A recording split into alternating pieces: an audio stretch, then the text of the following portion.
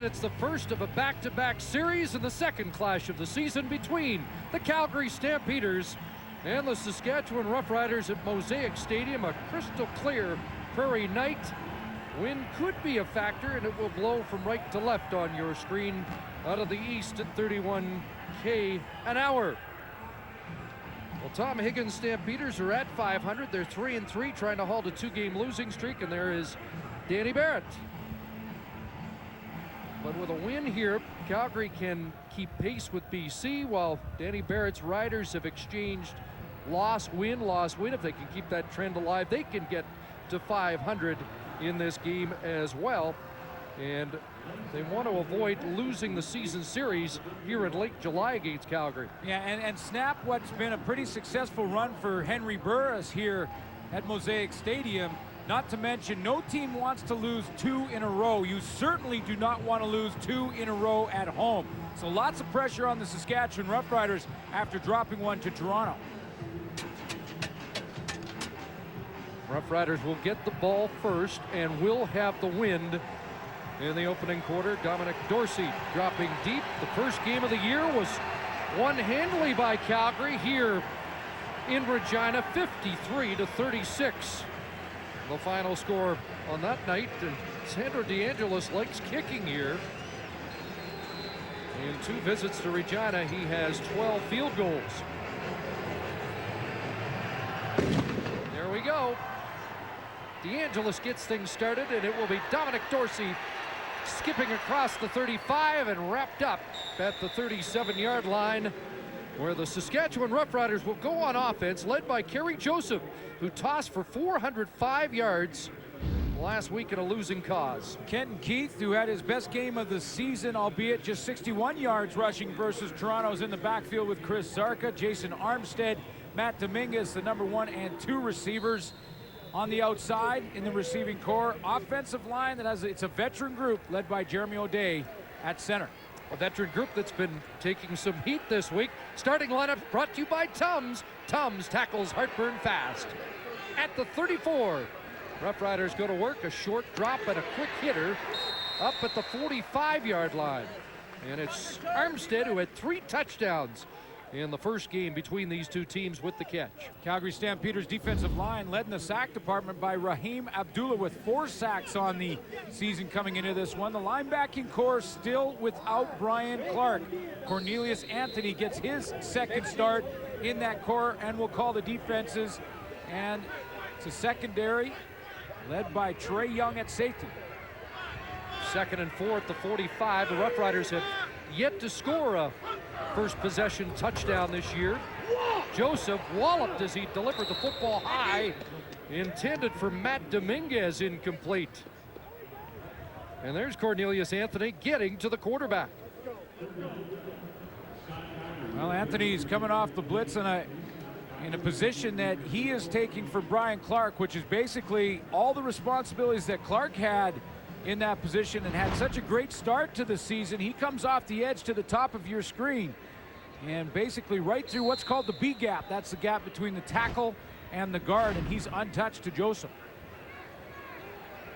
So 3rd down, Luka Kanji into the game. He has done a nice job place kicking, but has struggled punting.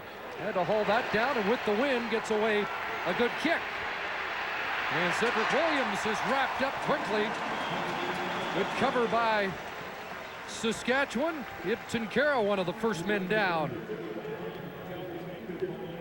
And Henry Burris, coming off the yank a week ago, leads the Stamp offense onto the field. Backfield for Henry Burris is the leading running back on the year coming into this week at Joffrey Reynolds with a 7.3 yard average. There's the receiving core, Nick Lewis and Jermaine Copeland inside.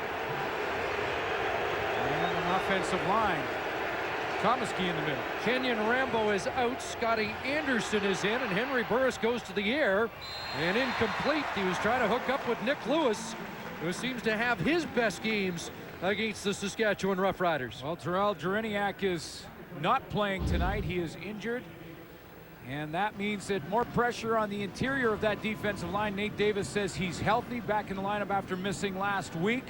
Rontarius Robinson starts in the linebacking core for Jackie Mitchell and TJ Stansel. And Tristan Clovis starts at safety. Big play for Clovis versus the BC Lions in a win in BC Place. 2nd and 10, Saskatchewan lit up for 511 yards by Calgary in the first meeting. Burris goes to the wide side, and there is a catch from Marcus Howell, who had the 81-yard touchdown reception last week in a losing cause on a pass thrown by Danny McManus in relief. Oh, Marcus Howell just gets the quick out here, and it's a timing throw for Henry Burris. And he sees Omar Morgan way back. And just throws it out there and lets Howell go after it. It was a pretty nice throw by Danny McManus. Henry Burris told me just before game time today, it's the first time in his pro career that he's been pulled from a football game. 11 yards to Howell, first down, and here's Reynolds kicking it outside. Joffrey Reynolds across the 45, up to the 47-yard line, and 8 on his first carry as he tries to gain back ground on the rushing leader, Charles Roberts. Yeah, Charles Roberts, he took over the league. Coming into the week, it was Joffrey Reynolds, and that's going to go back and forth all season long. Joffrey Reynolds has that impressive average at 7.3 yards per carry. If you're over 5 as a starting running back, you're pretty happy, but at 7.3, that's real impressive. And look at when you look at the leaders. Charles Roberts at 4.8, the #1 running back after his game this week. And there's the rest of the list, but 7.3. Outstanding for Joffrey Reynolds, who plays well against the Saskatchewan Roughriders. He loves playing this team, has over 100 yards rushing on average in his last 3 games versus the green and white. Starts with a 9-yard carry, and he had 15 for 110 here in Regina on July 8th. But it is an interesting game for Henry Burris, Chris, and you heard the panel guys talk about it before the game. How will he respond after being pulled for the first time ever? So far, he's got the team going. See what they do on 2nd and 1. Some early movement there. It was Reynolds who jumped, and they're going to march it back 5 yards. So a mental mistake by Joffrey Reynolds.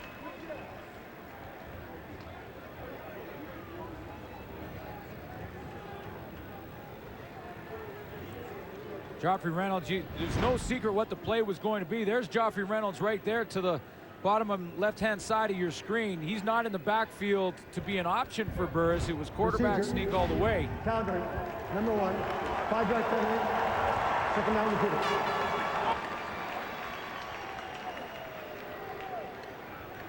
Henry pleading his case, but I don't think he could see Reynolds jump. Well, he may the corner be, of his eye. Sorry, Chris, he may be arguing that Reynolds was behind the line of scrimmage far enough that he can be in motion towards the line. But I think he did step into that neutral zone. So they go from 2nd and 1 to 2nd and 6. And the Rough Rider faithful urging the defense early here. There's a pass, and Copeland all tied up. In coverage, the veteran Eddie Davis. And Burris wants a flag, as he thought Copeland was grappling or being grappled with. Well, it looked like he may have an argument. I mean, Eddie Davis did not make an effort to look back at the football. Copeland's just going to run the curl, and basically Eddie Davis just going to front him up. He has his hands on his shoulder pads and doesn't look back. I mean, Pass interference, Saskatchewan, number 25, 10-yard penalty. Oh, it was an obvious pass interference, and it just was a late call. it was a very late call, and I think they had a quick conference and decided once they got the opinions of all the officials that, yes, indeed, that was pass interference. If Eddie Davis looks back and drops his hands, he's got a chance, but he just fronted up Copeland and had his hands all over his shoulder pads. The ball basically hit him in the back. That'll be a good matchup tonight, Copeland and Davis. Davis, the 12-year veteran, former Stampeder. Fresh set of downs for Henry Burris. Bunch formation to the short side. Fake to Reynolds. Great move by Burris, and there he goes. Guys, we're talking about Henry Burris taking off. Matt Dunnigan mentioned it. He has been shy about that the last couple of weeks. He loves playing against his old teammates, the Saskatchewan Roughriders. In 3 games, he is a perfect 3-0 with 5 touchdown passes. just one interception. He gets fired up to come back here and play, and he needs a bounce-back game. After the game when he was pulled, he did not talk to his teammates or the media. Took some criticism for that. He felt he had to cool down, went back, apologized to everybody. Just wanted to compose himself. Now Joffrey Reynolds into the open field and to the 32-yard line. Back-to-back first down runs by the Stampeders. 12 yards for Henry Burris, and looks like another 12 here for Joffrey Reynolds. You know, the 12 that Henry Burris got running on the previous play, there was a fake to Joffrey Reynolds. So right now, this balance in the offense for the Calgary Stampeders has the Saskatchewan defense a little off balance, trying to guess whether or not 21's going to get the football or not. Little Olay on Reggie Hunt, usually the reliable Saskatchewan tackling linebacker. It's Reynolds again, kicking it outside, down at the 23 with a penalty marker on the play. In first possessions this year, this one coming back on a hold. A couple of first possession touchdowns for Calgary and one field goal, but this Holding, Calgary, number 64, 10-yard penalty, first down repeated. This a good-looking march. Jeff Pilon, though, called for holding. He had a holding call last week that negated a touchdown. And the Calgary Stampeders were in that same position that they were in right there when he got that touchdown to Copeland called back. And there seems to be something about Alberta, because between the Edmonton Eskimos and the Calgary Stampeders, the red zone has meant stop. So it's 1st and 20. Back at the 42. They swing it out. Reynolds. Oh, baby! And a great play there to break it up behind the line of scrimmage. John Comiskey put a heck of a hit on Nate Davis. And Davis lost his lid, but Devin Bush came up and made the tackle for Saskatchewan. Well, you're going to get offensive linemen pulling to the outside. Comiskey's right in front of Henry Burris, the center. A little shotgun snap, then he's going to peel in behind Nate Davis, turn around and just pop him under the chin. That helmet flies off. Now, you're going to take a look at him right there at the bottom of your screen right here. They're going to, here comes the hit right there. Now, I got a question for you. Should Comiskey be suspended? Oh, I think we're going to talk about this tonight. 2nd and 22, and that pass incomplete, intended for Nick Lewis. And the drive will stall, and Nate has a smile on his face after taking that shot. Well, this has been my argument with regards to this hit. Let's take you back to Scott Schultz hit on Spurgeon Wynn last week. Scott Schultz has been fine. Now, yes, I understand that this is a quarterback we're trying to protect because the helmet flies off. He goes down, he's playing football. I don't think there's even a penalty on that play, in my opinion, because if there is, and if you're going to suspend or fine him. Scoreless after a possession for each team. We're going to join Ray Morrison on the sidelines. Well, Chris, as you can well imagine, there's been tons of chatter about the two hits, the one involving Scott Schultz, the other Terrell Jariniak on Eric Crouch. Now, Terrell Jariniak is not playing tonight because of a wrist injury, and this game does not serve as a one-game suspension. He's out with an injury. Riders general manager Roy Shivers told me that this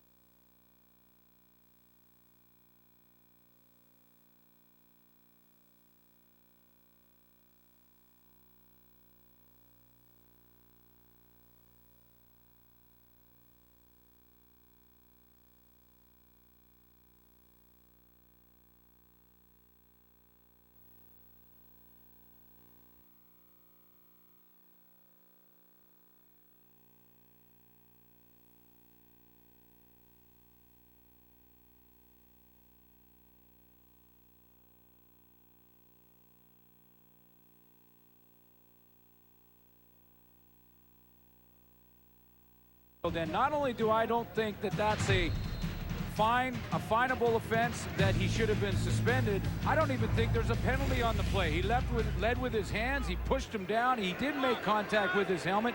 But folks, that's part of the game. I agree with you to a point.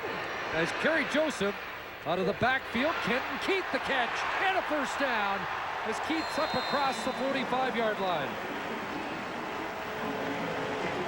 Nice block by Jason French at the point of attack. French coming back. He's not the primary target coming out of the backfield, but he makes a nice block in the open field, number 6 to the right of your screen. Good job by Kerry Joseph to look to the right side of the formation. Now look at 6 come back on the crackback right here. He's got him lined up. Now here comes another hit. That's another one. Maybe that's another suspension right there. Helmet to helmet. Be careful. That looked like shoulders to me. Well, I do know they've got to get Kenton Keith more involved, and here's Keith this time. But I'll tell you something. In all honesty, and I'm having some fun here a little bit, but there is a helmet-to-helmet hit on every single play in football. But the difference with Juriniak, and I think the league has made this clear, it was a quarterback. And I'm not sure. In fact, I disagree. Juriniak did not lead with his hands. He led with the crown of his helmet to the helmet of the quarterback. So he could be hit. At the very least, Chris, a maybe unnecessary roughness penalty. At the very least. To me, missed. But no way. Missed call on the field, but yeah. But no way a suspension and no way a fine. And if quarterbacks don't like to get hit like that, then they can play tennis. And that's the bottom line. Yes, I am all for protecting the marquee players. The marquee players in this game, if you are a split second late hitting the quarterback after he's thrown. Saskatchewan, number 69, 5-yard penalty. Still second down. Then go ahead and throw the flag. I'd rather the officials err on the side of protecting the quarterback after he's released the ball. I have no problem with that. But when he's running to the outside as basically a running back in an option play, he is free game, baby, and I don't think that that's a finable offense what Terrell Juriniak did. And someone in the league office has got to know football before they start handing out fines like that. Jason French with the catch after the 5-yard procedure call. And I agree with that, and I'll go further that I think it is widespread around the league among players, people in the league, that those shouldn't have been finable or suspendable offenses.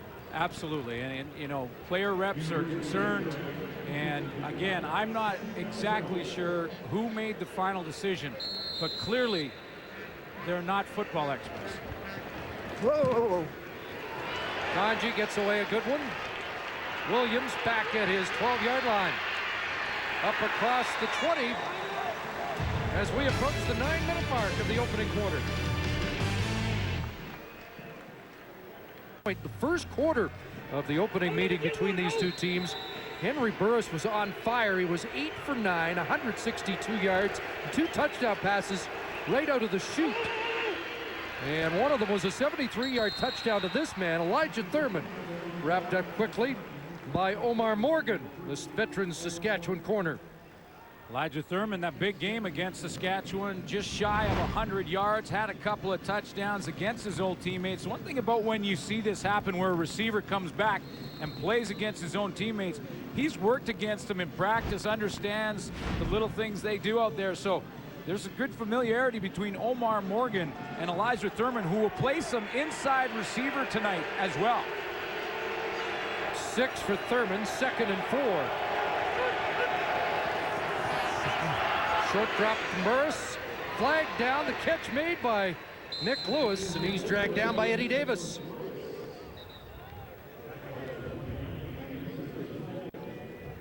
Let's see what Ken Lazaruk's got to deal with. A little more pressure on the Saskatchewan defense than they've seen over the last couple of years. Outside, Saskatchewan, 41, decline. First down. It's a defense that has generally been the strength of this football team for the last couple of years. They've provided pressure, 42 sacks last season. The sack department not terrible this year, but way down in interceptions. They're the worst team in the league at points against. They've allowed about 100 yards more per game in the opening 5 weeks. Burris flushed, open man, wide open Scotty Anderson, who just steps out on the Saskatchewan side of half. And he'll be about a yard short of a first down. You know, and the big question that Chris Schultz asked before the game was, how would Henry Burris react tonight after being pulled last week? And so far he's looked fairly composed. I mean, Henry Burris actually looked a little more geeked up last week than he does tonight. He looks composed. He's on target, throwing some nice footballs, decided to run. Anderson with a gain of 9. He replaces the injured Kenyon Rambo, and Joffrey Reynolds again with a terrific carry down to the 45-yard line. So Joffrey Reynolds is off and running tonight, his first 3 carries. And this is where I wonder, and you know, if you look at the lineup and how you've got Jackie Mitchell defensively out of the lineup for the Saskatchewan Roughriders, Rontarius Robinson, Joffrey Reynolds probably becomes a bigger part of this offense for Steve Barato, the offensive coordinator, than he's been all season long. First down in Saskatchewan side of the field, and look at Reynolds shoo it up down to the 36, close to another first down for Joffrey Reynolds, as he's going to reel Charles Roberts in quickly if he keeps up this pace. You got a defensive end, your starting defensive end for Saskatchewan out in Terrell Jareniak.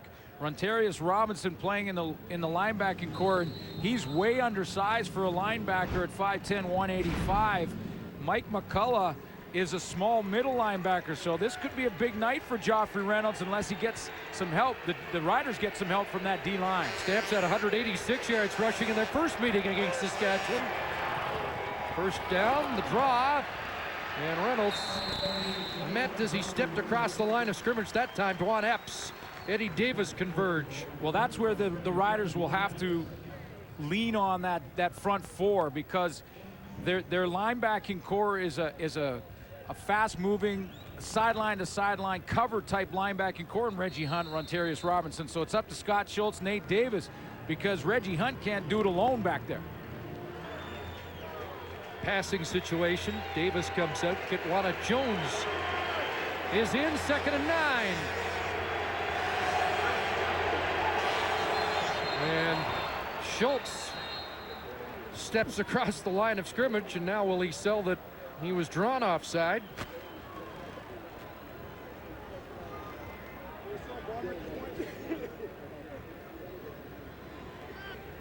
He's trying to. Offside, Saskatchewan, number 96, 5-yard penalty, still 2nd down. He's trying to say, I think John Comiskey moved. Yeah, you know what? The football. I'm not sure if it wasn't Joffrey Reynolds who moved, and that's what caused him. Joffrey Reynolds to the left of your screen here kind of moves his hand right there, and just after that little bit of movement, Jay McNeil just a little bit of a flinch. Like the left guard might have drawn him, but it goes against Scott Schultz. 2nd and 4. Burris in some trouble. Henry Burris gets it away. Jump ball and a catch made. Elijah Thurman came across with a terrific catch. There is a flag in the Rough Rider secondary. Henry Burris does a nice job, first off, of buying himself some more time by giving up some ground. Watch him just back up a little bit to get outside, buy himself some time. Pass interference, Calgary, number 84, 10-yard penalty, 2nd down repeated. You see the end of the play there. Number 84 is Elijah Thurman, the man who caught the ball, so it had to be contact just before he got to the football on that side. He was on the opposite side of the formation. So that wipes out the play. Let's take a look at what Thurman did to draw the penalty marker. There he is right there. Field. Oh, there it is right there. He's got the push off. Although Robinson. Although I likely wouldn't have called that either. Makes it 2nd and 14.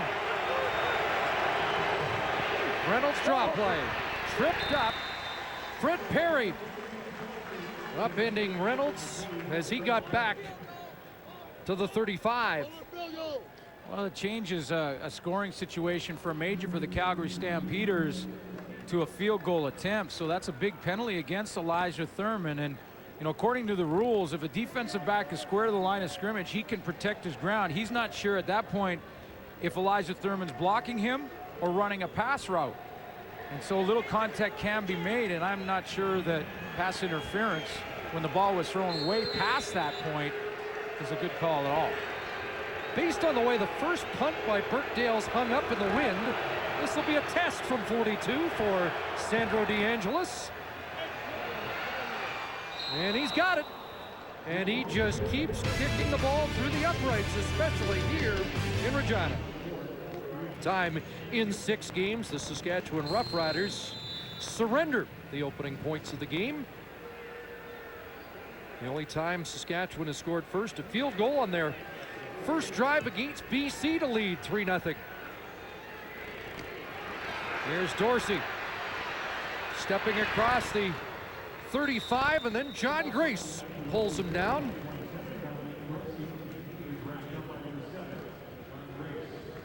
Denny Crehan, defensive coordinator, is working without Brian Clark in his lineup for the second straight game, and that is a huge loss, not just for what Brian Clark does as far as tackles, sacks, interceptions, and all of those kind of stats, but also the leadership that he provides. So he's going with Cornelius Anthony out there, who in game 1 in his first start, not a bad outing, but had some problems stopping the run.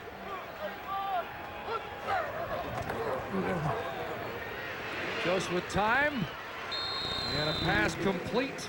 Dorsey out of the backfield. What I found interesting talking to Brian Clark last week about it is that nothing changes for the defense. So Cornelius Anthony will call the defenses, and that just doesn't mean you go into the huddle and you say, here's the play, guys. That also means he's got to make the checks if the offensive formation changes. It also means he's got to get guys lined up right if they make a mistake. A lot of responsibility on his shoulders. 2nd and 2. And Chris Zarka plunging ahead. There is a flag down. Zarka with the first down up at the 50-yard line. Well, they said that Anthony fell on the one play that really ruined his night, and it ruined the Stampeder night when Joe Smith broke it for 66 yards on a 2nd and 1 play. I asked George White just before the game about how Cornelius Anthony was playing. He said, you know what, he plays well. He flies around, does everything full speed, and that's the first step. But he said he did have a couple of gap responsibility issues, and that just means, like you said, on a play like that from Joe Smith, he was just in the wrong place, fell down, and didn't get there. Brian Clark, with more experience, would have been in that hole, but that's what you expect from a young guy playing in the position. No infraction on the play. First down. Well, they pick up the penalty flag, and it is a first down for Chris Zarka. You just hope that Cornelius Anthony learns from those first mistakes and doesn't make the mistakes again tonight. Well, they had not allowed a running back over 54 yards in the first 5 games, and then Joe Smith ripped off 138 last week at McMahon. Under a half minute to go here in the opening quarter as Joseph looks deep, looks for Armstead, and Armstead's got it! Drops the football, and it is incomplete. It looked like Armstead had made the catch at the Calgary 20. Well, he does a nice job to turn his body back the opposite way. He's right in here, and Armstead is going to come down and end up running the corner, but watch how he turns back. This is a ball that probably should go over the outside shoulder, the right shoulder. He's going to have to turn his body around, gets a little subtle push off, and then just can't find the handle as he's turning around and going to the ground. Jermaine Chapman providing the coverage. Now, this is the guy that the Calgary defensive coordinator, Denny Crehan, was most concerned about, how they've really focused so much of the Saskatchewan offense around the dangerous Jason Armstead. 2nd and 10, and there's a completion to Dominguez. Another guy you gotta worry about. Matt Dominguez is back in form. He had 7 catches for 121 in his last game against Calgary. Final play, opening quarter. Saskatchewan moving.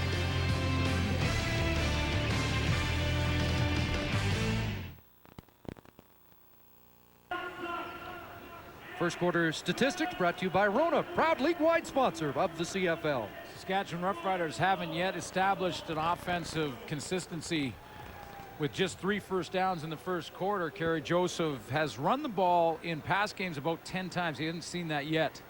A couple of good throws, one dropped by Jason Armstead. And against the wind, Calgary with the ball for over 9 minutes, which is a pretty good plan, but you get the impression Saskatchewan is, although they are a slow starting team, starting to get something going on this drive. And Kerry Joseph, throughout his career when he was with the Ottawa Renegades, he got things going when he went to hurry up, like Jock Climbey said before the game, and maybe we'll see a little of that in the second quarter, and when he runs the football. Well, we saw the close call to Armstead, and now the Dominguez catch of 19 yards. Brings it to the Calgary 42, a first down. Joseph looking to the wide side. There's Armstead. He's got the ball at the 25-yard line, and Chapman prevents him from going any further. Looked like Wes Lysak, who was from the safety position, had moved up into the linebacking core, was to the right of your screen in charge of that area of the football field, and he just slipped and fell down, and that allowed Kerry Joseph, who shows good form and throws a bullet in here. You can see Lysak just falls down to the ground there. That opens up the window for Armstead and picks up good first down yardage. Armstead with 5 touchdowns in the last 3 games, including the hat trick against Calgary. Now Kenton Keith broke the first tackle, and he's down to the 17. And of course, there was a little razzle-dazzle involving Armstead and Joseph a week ago. Against the Toronto Argonauts, little swing pass out to Jason Armstead, but no, he goes back the opposite direction, back to Kerry Joseph, who said after the game, it's the first time ever in his football career that he has actually caught and not thrown a touchdown pass. Pretty exciting for him. And you know what that kind of play does? It makes the opposition spend about a half an hour practicing plays like that. 2nd and 2, double tight end formation.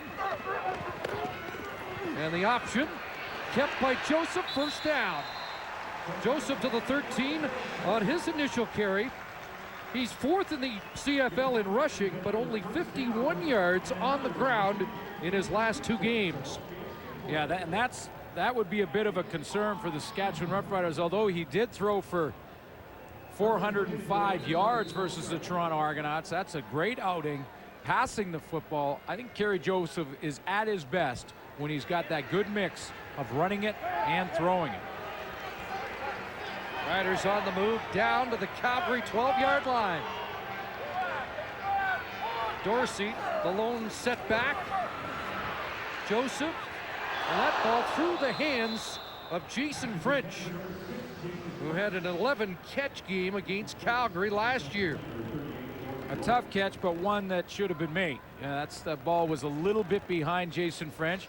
Jason French made that great block for Kenton Keith early on in the first quarter. This time French is going to be the guy who's going to run the out here, and it's a timing throw, but a little bit behind him, but that's a ball he has to catch. It's in both his hands. Well, this drive has had a few second down conversions, and now they look at 2nd and 10.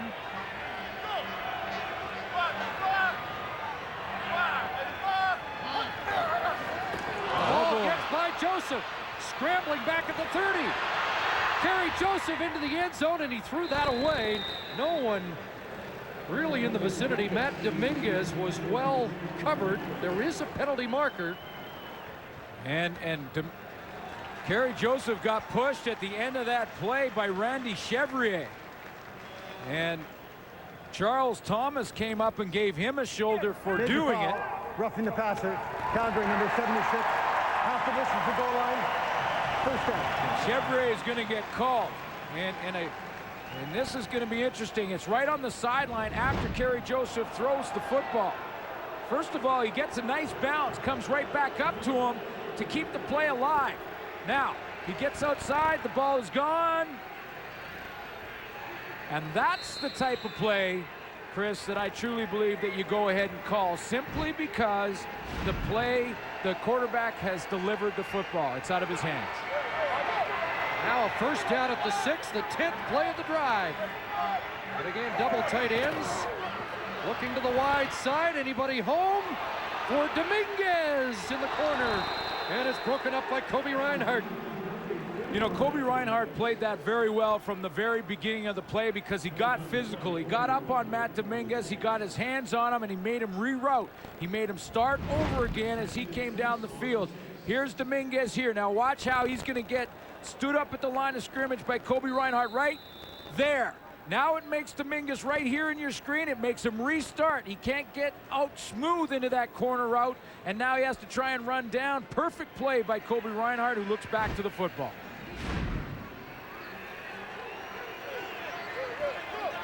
So it's 2nd and goal from the 6.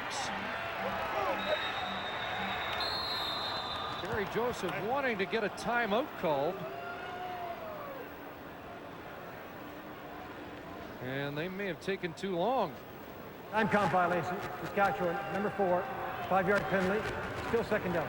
He realized he wasn't going to get the play off and looked like he wanted a timeout, but didn't have time for that either. Well, good adjustment by the Calgary defense to switch things up on him. So when he got to the line of scrimmage, he didn't like what he saw. The play that was called was not going to work against the defense, and he just didn't have time to change it.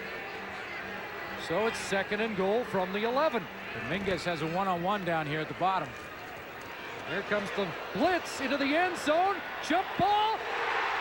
Dominguez, he got it. He got it. What a catch.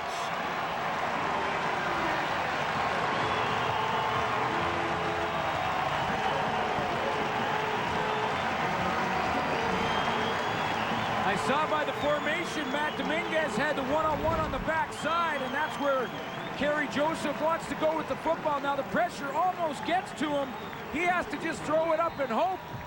And Dominguez catches it twice, once here and once there before it hits the ground. And he made sure that didn't hit the carpet. What a catch by Matt Dominguez. His 2nd touchdown of the season.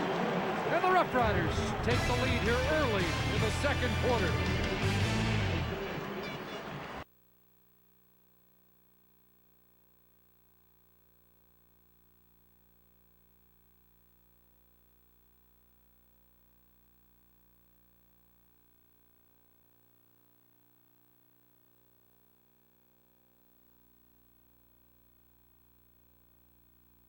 This is a nice little matchup going on all of a sudden. Reinhardt had the jam and the good coverage on the first corner route. Dominguez makes a spectacular catch on him, but Reinhardt was in perfect position on the play. So this is a good little matchup we've got going here right now. 12 plays, 71 yards, and the opening touchdown of the night. And Ken Lazarick and his crew are going to conference here. Not sure what this delay is all about.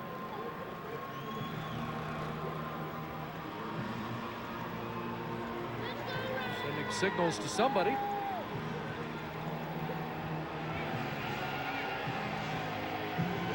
We're ready to go.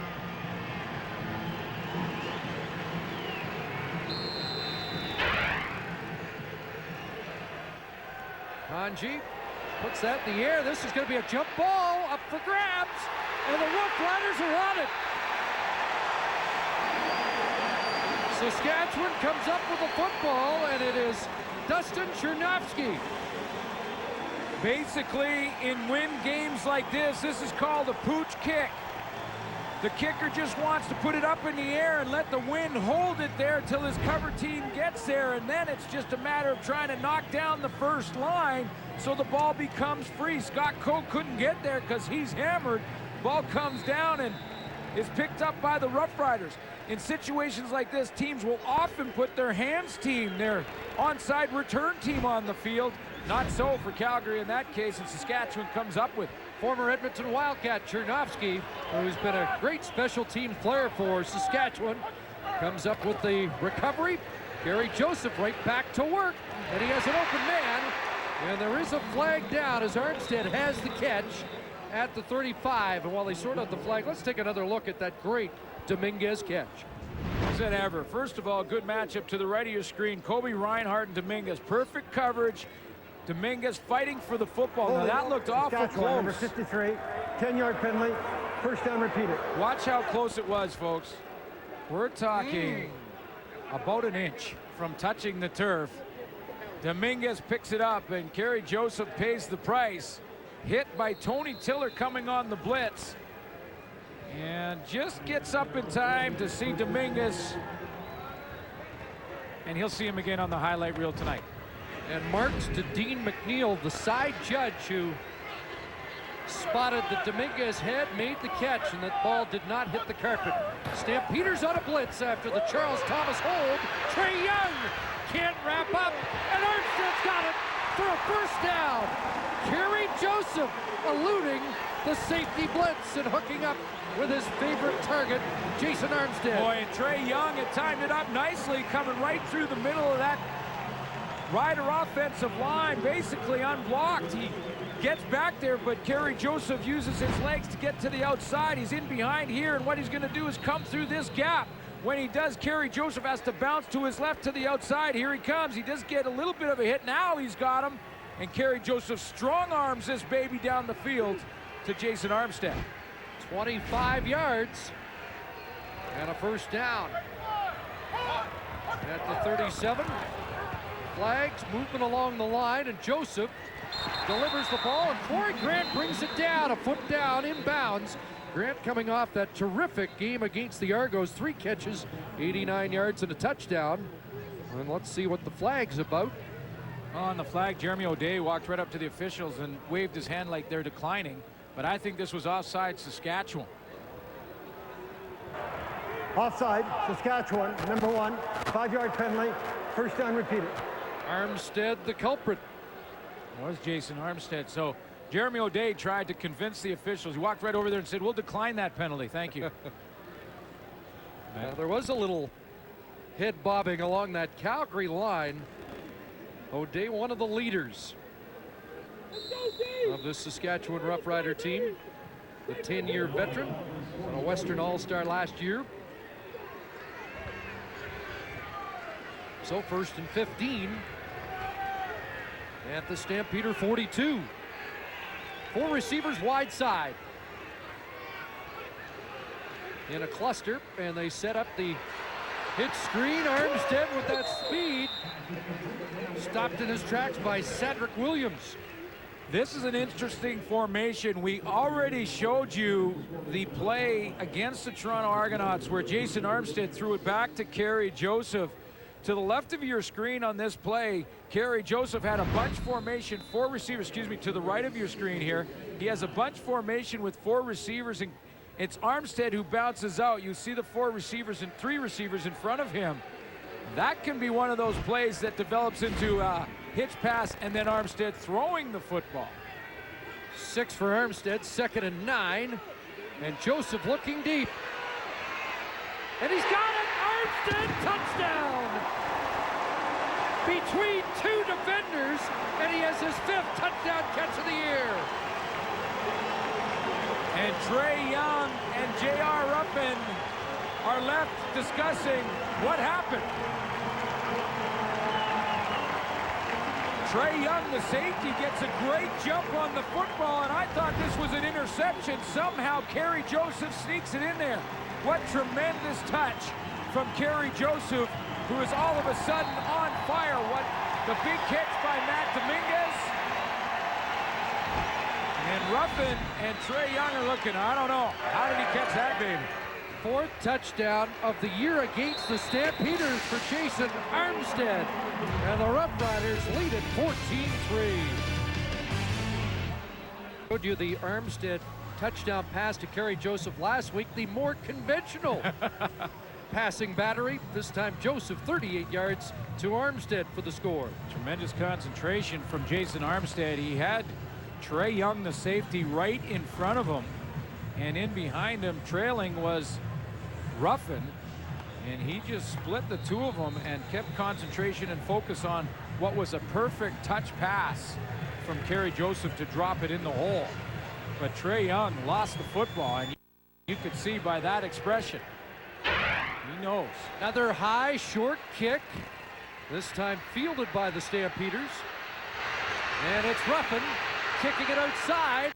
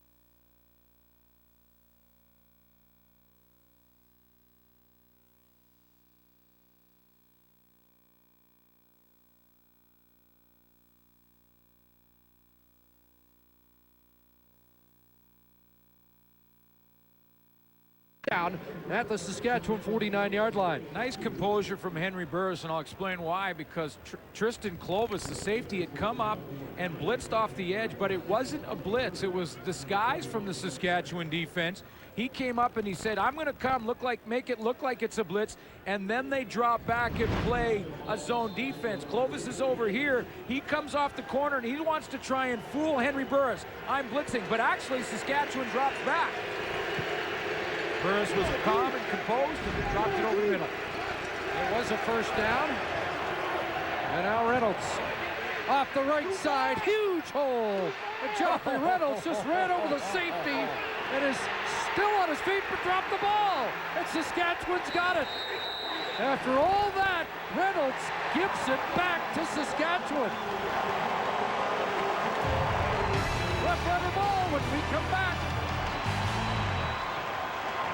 26-yard rumble.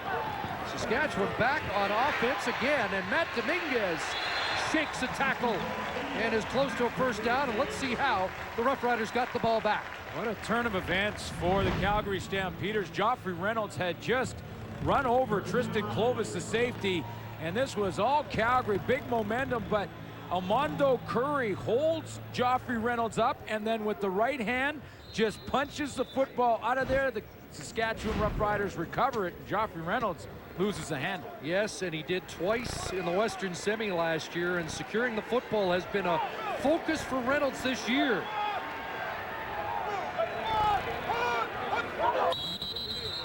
Movement, the play doesn't get off.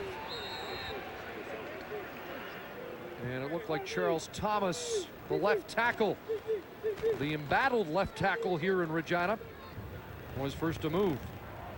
Procedure, Saskatchewan 53, 5-yard penalty, still first down. It's a technique for Armando Curry that you're taught as a defender. Is occasionally, sometimes you want to just get the ball carrier down on the ground. Sometimes if you're holding him up, you have a chance to either rip it out or come from behind and punch the football out. Armando Curry, no quit on the play for him, and creates the turnover for Saskatchewan.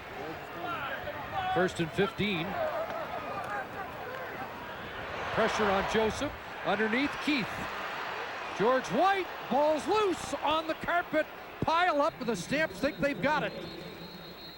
As George White came up to make the tackle on Kenton Keith. And as they unpile, who's got it? Second down, Saskatchewan got it back. Is that the Big Chill? Red Childress was at the bottom of that pile. You know, and both of these fumbles for the running backs were takeaways. They were basically caused fumbles, forced fumbles. There's a hit from George White. The ball's sitting there, and Kenton Keith can't do a thing about it. And look at Big Chill. Yeah, that's yep, that ball's deflated now. Big Chill at 330. Looked like somebody threw a steak on the ground there. Second and 15. Joseph, a rocket, should have been picked off. Incomplete. Boy, Trey Young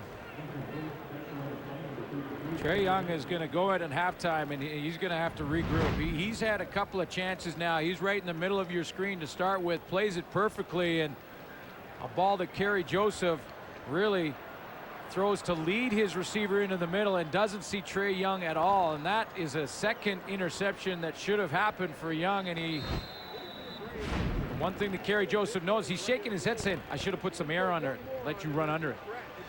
Kanji gets it away.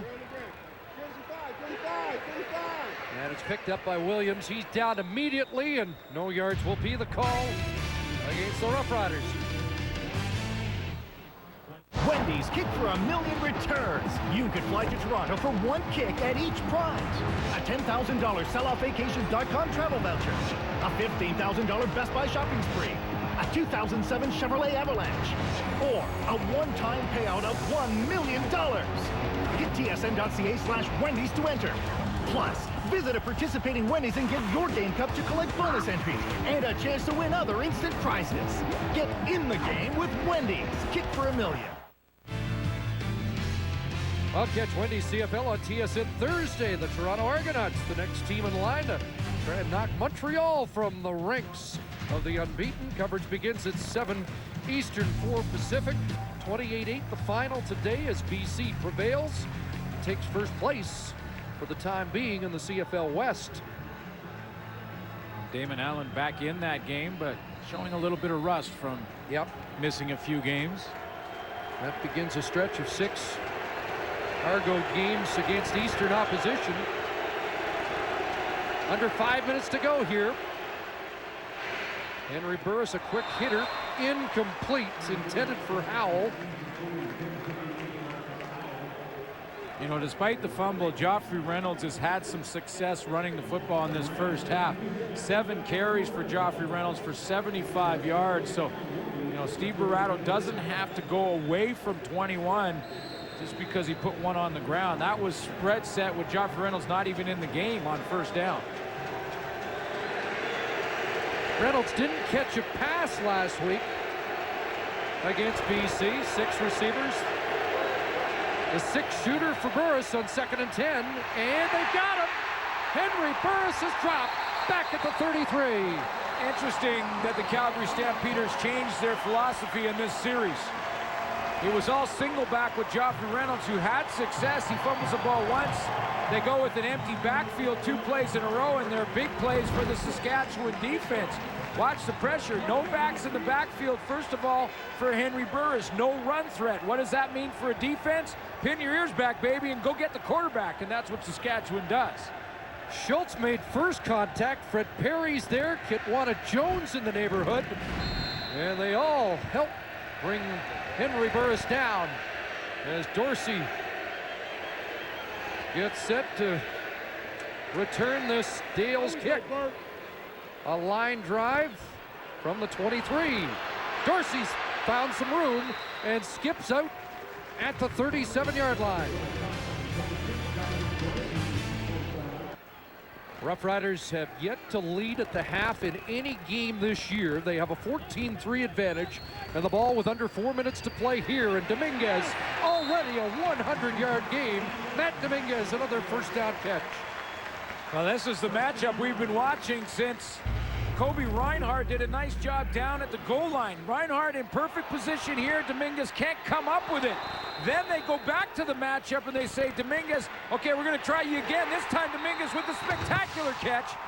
Over 100 yards already, and now they go right back to him here just before the 3-minute warning. So Kobe Reinhardt's got his hands full right now with Matt Dominguez on the outside. Oh, this is the Matt Dominguez we saw in 2003 when he had 75 catches, over 1,000 yards. Fake to Dorsey. Joseph gunning it. Incomplete. The first pass intended for Sam Breeden, who's in as the potential replacement for Jamel Richardson, out with a broken foot. You know, I think whoever hit that ball should be suspended. 2nd and 10. Joseph. Incomplete. And it'll be a punting situation for Saskatchewan. And Kerry Joseph, we're wondering about his hand after a hit a couple of plays ago. That throw to Dominguez, where Dominguez caught that little curl on Kobe Reinhardt right here. You can see Kerry Joseph go down, and as he's looking at the play, now he's going to grab his wrist. And he was shaking that left hand all the way to the sideline. Good news for Saskatchewan fans is that it's not his throwing hand, and he stayed in the game, so it looks like he'll be okay. Haji to kick it away. Tough snap. And the ball bouncing past Williams, who draws the no yards flag at the 23-yard line. So Henry Burris has 2 minutes and 36 seconds to improve the Stampeders' stock here in what has been a very quiet first half for the Calgary offense. You know, it's been quiet. They look like they started to establish something with Joffrey Reynolds getting the ground game going, and then Joffrey Reynolds fumbles, comes out of the game, and it seems like it's been all Saskatchewan since, basically. And you know, I felt that Henry Burris, coming off a game where he was pulled, showed some composure in the first quarter. Not terrible. Second quarter just didn't touch the football very often, but he has a chance to climb right back into this game with a drive. He's got lots of time to do it. He has averaged 42 points and 482 yards of offense in his 3 wins against Saskatchewan. So way off the pace so far tonight. But he has a completion here to Copeland over the middle at the 40 and a first down. And that's where you go. I mean, your 2 inside receivers for Henry Burris, Nick Lewis and Jermaine Copeland, to settle things down and get a drive started. First of all, they're the easier throws because they're inside receivers. Second of all, they're your go-to guys.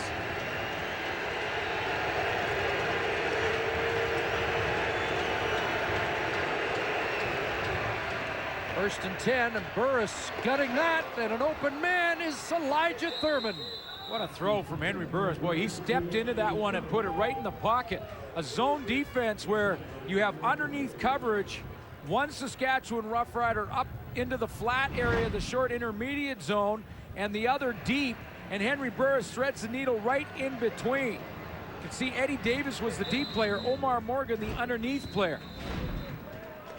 27 yards to Thurman, who has just 3 catches in the past 2 weeks after that big 2-touchdown game here in Regina. Reynolds drop play, and more yards for Joffrey Reynolds. Yeah, this is what I'm talking about. I mean, Joffrey Reynolds is approaching a 100-yard game in the first half, and I mentioned coming in that Joffrey Reynolds, who's averaging about 95 yards per game on the season, was over 100 yards a game in the last 3 against Saskatchewan. There he is, 85 yards right now. So take away 1 fumble, and he's having himself a night. So you got to stick with him. On pace for 1,700 yards, or just under, coming into the game. First and 10. A look one way and then back the other, and the ball falls incomplete. The Calgary Stampeders have moved the football pretty well this year and have had problems when they got down inside the 30, the 20-yard line. Because when you look at some of the numbers, their yards, 429 a game. That's tremendous, first in the Canadian Football League. Talk about Joffrey Reynolds. But if you're leading in field goals, you're not converting your opportunities. That's your #1 in a lot of categories, but 4th in points. And that's been a frustration for Steve Barato. And now a 2nd and 10. Burris had time, buying some more, and now looking downfield, and that ball broken up. Rontarius Robinson, step for step with Jermaine Copeland.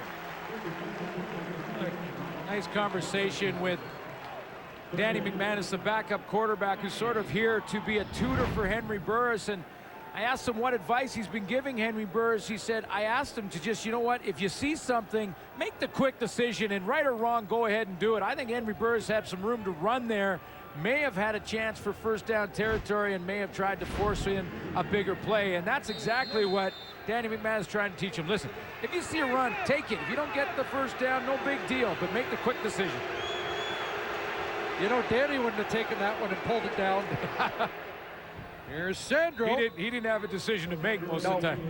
DeAngelis good for the 2nd time tonight. And it's an 8-point Saskatchewan lead. Minute 15 remaining in this first half. Roughriders select to scrimmage at the 35 after the DeAngelis field goal. And a good first half for Kerry Joseph. Well, and Kerry Joseph is going to get a chance to go over and talk to Danny Barrett on that play, that matchup I've been watching closely. Kobe Reinhardt on Matt Dominguez. Just before the whistle blew, Kobe Reinhardt started walking up to get in a bump and run press position about a yard off the line. And I'm wondering if Danny Barrett and right now Kerry Joseph are discussing, if he walks up like that again, you just take a look over there at Matt Dominguez and say, you just go ahead and take it to the house, get outside around him, and we'll throw it up and see if you can't catch it. And that's what Danny Barrett, I'm sure, would have been saying to his quarterback. Roughriders used their timeout. There's 1 second left on the 20-second clock when Joseph opted for the timeout call. There they are right down there, the two we're talking about.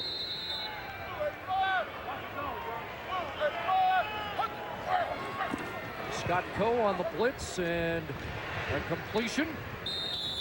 Jason French with a catch and 5 at the 40.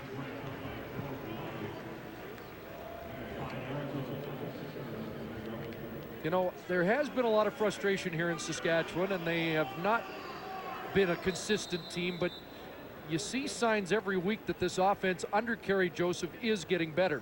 Well, how about this? The first 2 games of the year, Kerry Joseph averaged 228 yards passing per game as he learned the new offensive personnel. In the last 3 games, it's 329 per game. 2nd and 4, a look in and a first down, and the ball jarred loose, so it is being ruled an incompletion as Dominguez was separated from the ball. And Kobe Reinhardt right there as he goes over and tracks Dominguez and has pretty good timing on this slant pattern to the left of your screen. And the 2 are playing on the short side of the field. And there's Kobe Reinhardt right there in good, and he gets some help from the inside. But here's the matchup, and I told you he's going to be up and press a little bit. Now that's the quick slant from Dominguez. Don't be surprised at all to see Dominguez, if he sees that same coverage, to go right down the field on a fade or a go route. Wes Lysak in support. And it forces 3rd down. Short kick into the wind and a bounce back, but a flag as Kanji was contacted. And Saskatchewan going to get the ball back here.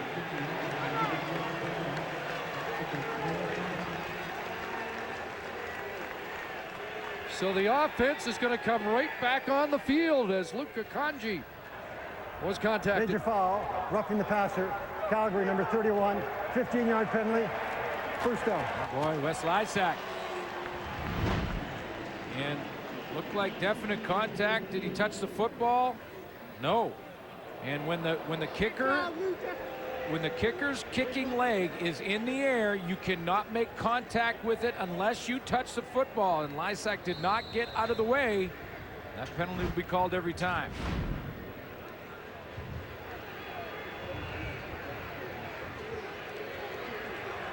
So a first down just across midfield with 37 seconds to go. Roughriders with the ball again. Joseph gutting it, and this one is picked off. An interception by Cedric Williams, who has his first CFL pick. You know, Kerry Joseph will not go and talk to Corey Grant. He's not going to call him out where everybody can see, but Corey Grant broke off his route.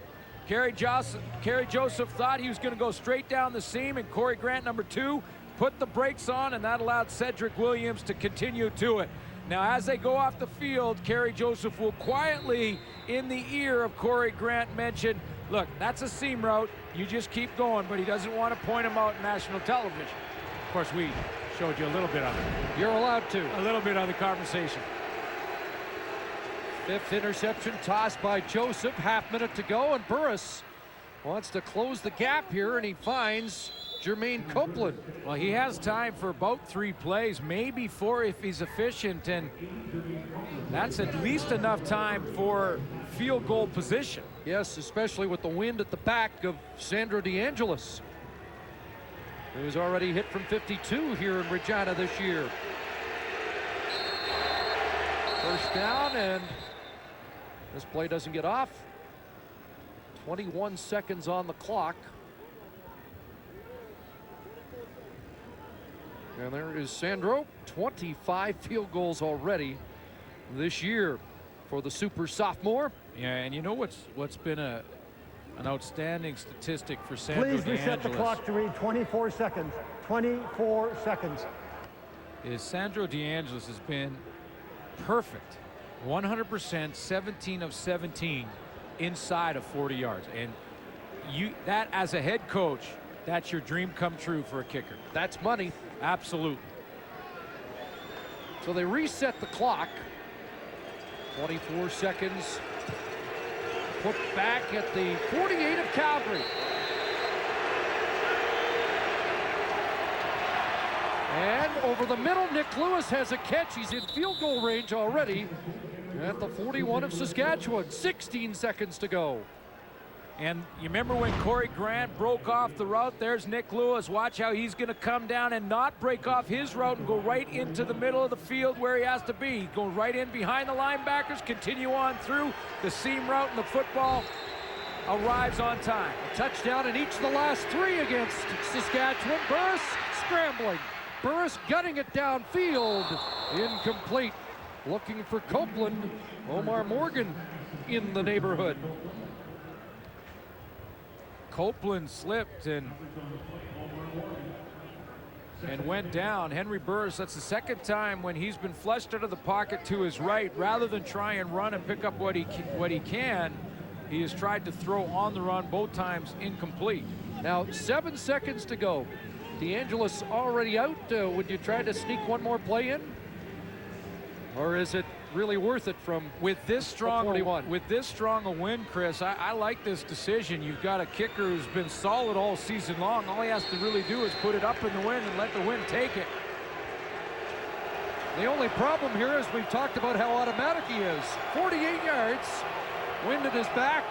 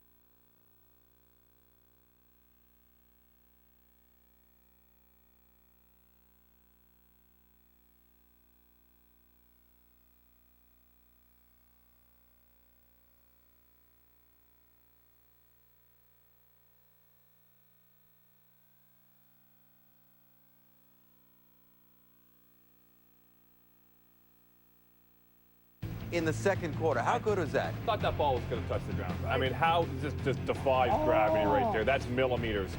This was the Boston Pizza CFL poll question we asked you prior to the kickoff. Do you agree with the CFL fining Scott Schultz for that hit last week on Spurgeon win of the Argos?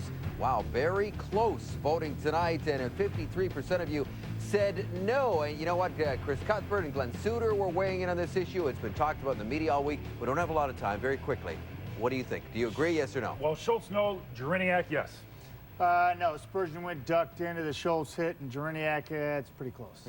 No on both counts. It's football, just it's like football, Suits said. Yeah, well, we could go around the horn on this one, but right now it is 14-6. Saskatchewan allowed a touchdown by the opposition on the first possession of each and every game. They don't even give up a touchdown in the first half of this one. This one's got some feeling. Who wants to start? Yeah, let me kick it off here by talking about Saskatchewan and the kind of feeling they're playing with right now. And if you're going to try to rebound and try to put a string together, you need to get effort from all 3 units. We don't talk about special teams probably enough, but let me do that here. Let me correct that, and let me show you an effort play right here by James Johnson, Arkansas State University. He's a backup defensive back. He's knocked down. He's out of the play, right? No, I don't think so. He gets back right into it and puts the ball carrier on the ground. Great effort. And then I love this call right here. Here's Eddie Davis making the hit right here on Abdullah. This is something that teams got to have in their repertoire when they play in Saskatchewan. The old moonshot is, hey, you're not giving up much field position because of the wind. It's not like you can kick it deep. So why not put it up there and let your guys go down there and make a play? And they did, and it resulted in 7 points. Yeah, Jack, and Saskatchewan is known for that in those wind conditions. You've got to be prepared for that. Surprised Calgary didn't have their hands team out there in that situation. But I can tell you this, but when you play in this league, you've got to bring a certain level of athleticism as a quarterback to the game. And we're seeing it on both counts tonight, from Henry Burris and from Kerry Joseph. And here's what I'm talking about. Henry Burris buys himself some time, and when he does this, I think this is when he's at his best. He's got the strong arm, and he shows it here. Now, on the flip side, you'll see Kerry Joseph. Now, he's got Trey Young draped all over him. He drops down with his throwing arm and throws a strike to Jason Armstead. I'm telling you, Schultz, that's what it takes to play in this league. And if the Calgary Stampeders are going to get back on track with Henry Burris, Henry needs to do more of that in the second half, not only buying time, but just pulling it down and running. Now, you look at this. Top three guys in the 10 in rushing are quarterbacks. You've got Jason Moss, and then you've got Henry Burris, and then you've got Kerry Joseph at number 3 in the league in rushing. Matty, the quarterbacks in this league are outstanding, but within this game, I thought the first quarter, the line of scrimmage was won by the Calgary Stampeders. But in the second quarter, the Saskatchewan Roughriders got it back. But even on defense, right there, that run, you've got 5-6 bodies around the running back. They won the line of scrimmage here. Now watch this pass play by Henry, or run play by Joffrey Reynolds. Beautiful, right up the middle. They won the line of scrimmage. But where Saskatchewan took it over is when they went 2 tight ends. All of a sudden, the defense has to declare where their linebackers are because they have to line up on the tight ends, and it takes away the blitz package from the Calgary Stampeders. And it was wild to see how they got the line of scrimmage back because of that 2 tight end look. And when that line of scrimmage is opening holes for the running backs, they can rush through them. Who'd you rather have right now, Charles Roberts or Joffrey Reynolds? God, it's a tough one, right? Give me an answer. Come on now. Roberts. Charles Roberts. You know what? It's a tough one to pick, but right now, there is the leading rusher in the Canadian Football League. He's got 80 yards and a half already. Joffrey Reynolds. We're lucky enough to have Matt Morrison in the broadcast booth with us. His dad, Ray, is standing by with Tom Higgins. Tom, a couple of plays you'd probably like to have back, maybe a couple of mistakes and a couple of penalties as well. What did you address with your team at the half?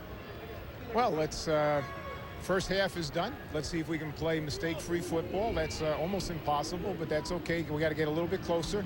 We got to take care of the ball, create the turnovers, win the turnover battle in the second half, and not hurt ourselves with penalties. Reynolds has been great. Talk to me. We're going to see a steady dose of him in the second half. Oh, if it's there, definitely. But when he's close to getting tackled, secure the football. Thanks, Tom. You're welcome. My pleasure. A couple of reasons for Tom Higgins to have optimism. Last year in October when they came over, they trailed 21-6 at the half and won 29-21. And then their first meeting here in Regina this year was tied at 20 at the half, and Henry Burris and company outscored the Roughriders 16-0 in the third quarter and went on to win easy. Lots of football to be played. One thing is certain, Tom Higgins will have his hands team on the field right now, meaning he's got his onside kick return team out there. We've seen one successful pooch kick, another that didn't work, and this one kicked deeper to start the second half, and J.R. Ruffin slips as he made a move to the outside at the 42. Well, let's check the numbers for the quarterbacks. Well, Kerry Joseph has a little bit of an edge in the yardage with 181 yards to Burris at 128. But in fairness to Henry Burris, Joffrey Reynolds close to 100 yards rushing. So a lot of the Calgary offense coming from their running back, not their quarterback. So advantage Joseph at the moment. But Calgary goes to work first at their 41, and they'll try and reestablish the ground game that was so impressive. And look at that pile move. Joffrey Reynolds and company, they just pushed the pile for an extra 7-8 yards. He took all 12, about 6 of them. All 12 defenders for the Saskatchewan Roughriders. And remember, Scott Schultz and Nate Davis are the first 2 he meets at the inside of that line every play. And I think that's Nate Davis with the big right arm around him. And look at the power from Joffrey Reynolds. That's 6-7 yards with a lot of green draped all over him. Ends up a 12-yard carry. Reynolds closing in on another century mark, and they get it right back to him. Dwan Epps with first contact. Reggie Hunt in the neighborhood. Calgary Stampeders had some success running the football, but once again, they struggled to find points. And I'm talking about touchdowns. They've been the story for the Calgary Stampeders all season long. Their inefficient performances down inside the 30, inside the 20-yard line. They somehow can't take advantage of those opportunities so far. 2 carries, 17 yards here in the second half for Reynolds. On the opening drive, sets up 2nd and 5. Burris stepped up and was tripped up by Fred Perry. Matt Dunnigan wanted to see him run. Looked like he was going to pull that down, but Fred Perry makes a saving tackle to prevent a first down. Well, you know, I agree with Matt Dunnigan, and Danny McManus told me before the game that he was going to talk to Henry Burris about him taking off and running more, and he didn't hesitate that time. He did tuck it under his arm, but the play made by Fred Perry, who basically just got his hand out there to trip him up. At least he made the decision quickly, though. That was a heck of a play by the defensive end, or Henry might still be running. Burke Dales, wind at his back, and that one fielded at the 6-yard line by Dorsey. Little stutter step and a nice return across the 20-yard line to the 22. That's where Saskatchewan will have the ball. Lost 4 straight games to the Calgary Stampeders and 3 in a row on home turf, trying to break that tonight. They have an 8-point lead as we see them for the first time on offense in the second half, and Kenton Keith springs it all the way to the 50-yard line. 28 for Keith, matching the number on his back. Well, it became one-on-one. The offensive line do a pretty good job, and Kenton Keith shows some of that acceleration that we've seen in the past. The only guy possibly that could make the tackle was Demetrius Maxey, who was a little bit too far outside, couldn't get there, and Kenton Keith showed that acceleration. Well, he has to be a bigger part of this offense for Saskatchewan to be successful. 10th in the league in rushing coming into the night. First down. Great fake, and Joseph keeping it, and Kerry Joseph with his biggest run of the game to the 42. Great misdirection out of that backfield formation. And now you know why Demetrius Maxey on the previous play had to be so wide, because when Kerry Joseph right here is going to attack this side and try to get to the outside, it forces defensive ends to widen their alignment to make sure they can try and contain Kerry Joseph. That should open up the inside running lanes for Kenton Keith. Well, the guys at halftime talked about the athleticism of these two quarterbacks, and Joseph rips off 18. He had just 21 yards rushing last week and 5 carries against the Argos. Here's Keith again, and suddenly Saskatchewan's running game is purring. Kenton Keith close to another first down. Well, this time you're going to see what I'm talking about. Scott Coe is going to be so far wide on the outside. Scott Coe is way over here, and he's the outside containment, but he's so wide that he's worried about Kerry Joseph running to the outside that he can't close. See 56? See how wide he was? He can't get to Kenton Keith because he's afraid that he's going to allow Kerry Joseph to get to the outside. There he is again. Look how wide he is on alignment. He's the outside man. He has to stay wide because Joseph might come out there, and that running lane widens now for Kenton Keith. John Grace brought him down. They did bring the sticks out, and it is a first down. So Keith with a 28-yarder. Then the run by Joseph, and 10 more for Kenton Keith. Danny Barrett's team chewing up the yards on the ground into the wind here in the third quarter. Down to the Calgary 32.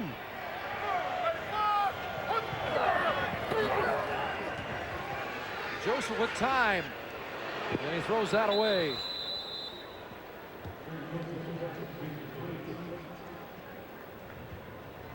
Did have lots of time.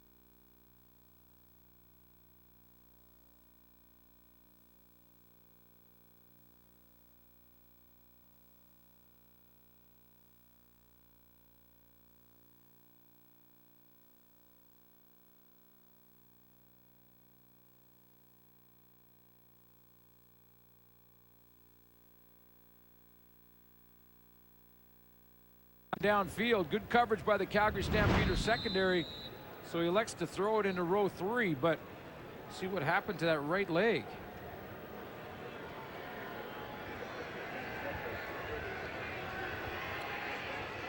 Maybe just a cramp after the fact, because it didn't look like he heard it when he threw. 2nd and 10. Joseph's thrown a couple of touchdown passes in the game, 12 on the year, and the blitz from the outside was a little over-exuberant. Lysak crossed the line of scrimmage. Well, he and a bunch of his teammates.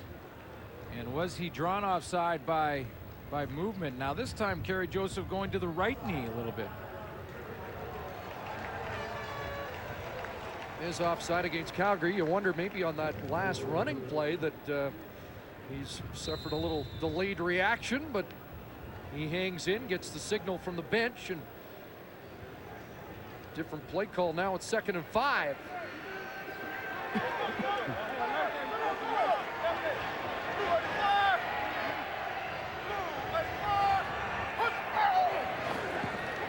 Short drop and a completion. Dominguez another catch, gang tackle inside the 15. On Kobe Reinhardt. Kobe Reinhardt just before the end of the half saw a very similar play, timed up his hit on Matt Dominguez and broke up this pass. They go right back to it with confidence in Matt Dominguez against Kobe Reinhardt. Here they are. There's Dominguez. There's Reinhardt. Quick slant pattern as Reinhardt gets up there a little late into his press position and then opens up the gate by opening up to the right, thinking Dominguez is going deep. Well, Dominguez made that circus catch for the touchdown in the first half. 1st and 10 again out of that stack formation in the backfield. Kenton Keith. You know, Gary Joseph continues to limp around just a little bit after every play. You mentioned that run, Chris, that he had to the outside. Let's take a look if he gets injured on that play a little bit. George White right there, he's reaching for him. Cornelius Anthony over the top. Did he land on his kneecap there? Well, they do talk about this being a hard surface. Hard to tell, but clearly it's a lingering effect on the Saskatchewan quarterback, who looks at 2nd and 6. And Joseph throws into the end zone, looking for Jason French. And is it picked off? No, incomplete. Tony Tiller had his hand on it, looking for his 3rd interception of the year. Boy, pressure came from the outside. Kenton Keith missed a block on the outside. Kerry Joseph just got this football away in time. It'll fall incomplete. Calgary Stampeders have had a couple of chances at interceptions, and that's one in the hands to the outside. Watch the pressure coming from this side of the formation. And Kenton Keith, number 28, he just misses his man on the outside. I believe it was Trey Young. And maybe a 3rd possible interception. Tony Tiller drops that one.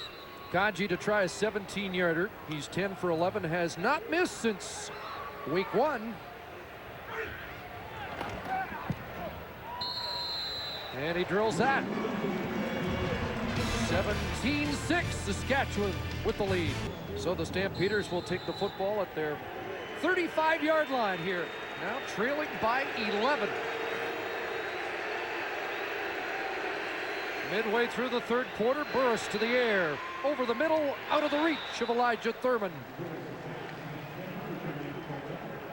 Well, they did break open the last meeting here in Regina in the 3rd quarter on the ground, but for the first 6 games of the year, the 3rd quarter has not been Henry Burris's favorite. No, his worst. 50% in the completion percentage department, and has not thrown a touchdown pass in a 3rd quarter this season. And I think for the first time tonight, you hear the derisive chant, Henry. Fans have been quiet, but they're getting on the former Rider quarterback. 2nd and 10. 4 receivers wide side. Burris looking for Copeland, incomplete. As he rifled that high, and let's check in with Ray Morrison. On the east side of the stands, as you pointed out, Chris, the Henry chants just started. They're taking a great deal of satisfaction in the draw they just witnessed. Now, I talked to Henry Burris prior to the game, and I said, has the move to Calgary, has that whole thing died off for you? He said, when I came in last year, I wanted to beat everybody. The Riders, the crowd, everybody. Now I just worry about the Rough Rider defense, and that's all I worry about. Well, the fans were so scorched by what Burris has done here in his first 2 visits back that they actually said they weren't going to get on him tonight. Don't pour gas on the fire, but I think they're sensing that things are going their way, and now are getting on Henry Burris. Dale's kick fielded by Dorsey. Dominic Dorsey with a flag down, and Dorsey taken down with a face mask, so a 2nd penalty marker on the play, and Wes Cates pleads his case. There was an initial illegal block penalty, we presume, tossed against Saskatchewan. I wasn't sure if Wes Cage grabbed the face mask. Dominic Dorsey's legs went flying out from underneath him on the second flag, but it looked like Wes Cage grabbed the shoulder pads. Here's a look at it around the neck.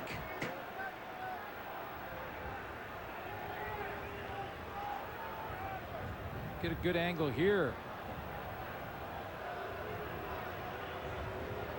It's a low bridge, But it's not a face mask. no, but it will be called that way, we presume.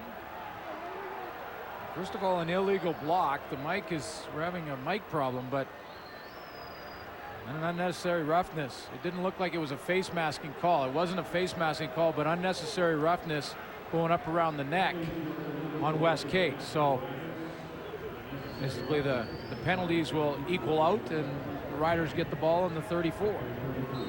Kerry Joseph was getting attention during the last Calgary offensive series for whatever is bothering the right knee, but nothing serious apparently, and right back to work.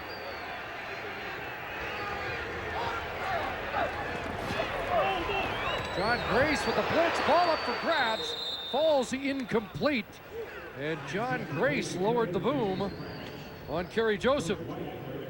Grace comes on the blitz, and when he does, George White almost intercepts this play. There's John Grace right in the middle of your screen. He's going to come on the blitz. He doesn't even show anything, stands in his formation. He puts the hit on Kerry Joseph, and when he got that pressure, George White, his linebacking partner, almost jumped that football. Chance at an interception. 2nd and 10.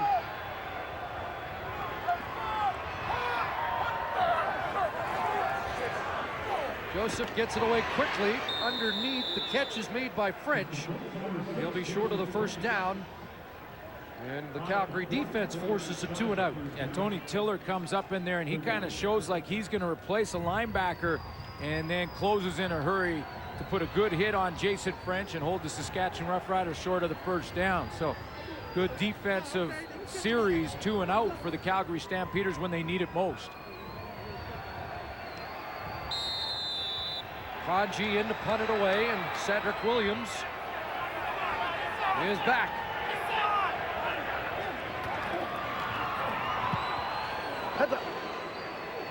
Williams ran up and misplayed it. There's a no yards flag down as they scramble for the football, but it will be Calgary ball when we come back to Mosaic Stadium in Regina. Reminder, you can vote for the Rogers Player of the Game during the 4th quarter. Use your Rogers phone and send to Go CFL. Rogers brings you the latest MP3 phones. Well, one of the plays of the game, Matt Dominguez made that unbelievable catch. Maybe see what he does overall for Player of the Game votes, but he's got a few catches going tonight. Joffrey Reynolds has a pretty nice game going for the Calgary Stampeders. Stampeders, good field position to start. Their 9th possession of the game at their 53. And back to Reynolds, who crashes down onto the Saskatchewan side of half. Talked to Pat Clayton, the trainer of the Stampeders, earlier today. Joffrey Reynolds not wearing the horse collar this year. Remember the stingers he suffered a few times last year? Well, the focus of his off-season training, a lot of it was around strengthening the neck. And I know a few opposing coaches have told us how much more confident he looks running up the middle this season. And he's got another 100-yard game. 2nd and 5. And underneath, he has a catch now. Joffrey Reynolds, another first down, and pushed out by Reggie Hunt.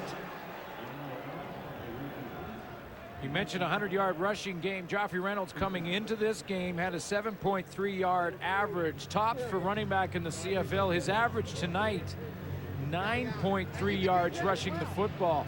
So Joffrey Reynolds, every time he touches the ball to the backfield right now, is getting close to a first down. And in 5 of the 6 games this year, he's rushed for either 13 or 14 times. That seems to be the comfort zone for this offense using Reynolds. Now it's swung out into the flat. Catch is made by Wes Cates. Another one of the Calgary running backs. Well, the Calgary Stampeders, I'm a little surprised right now that they're not in a hurry-up style of offense simply because they got under 5 minutes now with the wind at their backs. And in 5 minutes, they'll switch around and have to go into it. Now, the good news for them is their strength tonight has been the running game and Joffrey Reynolds, so that doesn't matter which way the wind's blowing. But they need to capitalize on this opportunity. Getting down to that red zone, green zone, score zone, take your pick. It's the area where Calgary has to improve. It's been the dead zone for them. 2nd and 3, and they'll convert here. As Reynolds carries Dwan Epps for a few extra yards. And you know, Chris, I asked Henry Burris about it. I said, I know you've heard about this all week long, probably for the last 3 weeks, your problems in that red zone. And I said, you're probably tired, but I'm going to ask you again. Have you changed anything? Have you done anything different in practice? He said, no.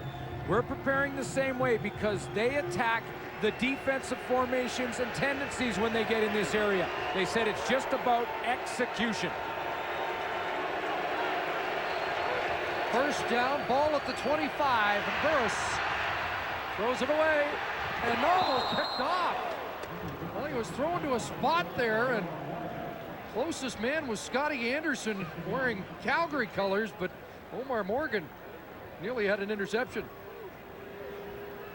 And this is the second time in a row when the Calgary Stampeders have been in that scoring zone. They've gone with basically a bunch formation. 3 receivers bunched together at one side. They have a couple of open receivers, including Jermaine Copeland, that probably picks up a lot of yards running. 2nd and 10.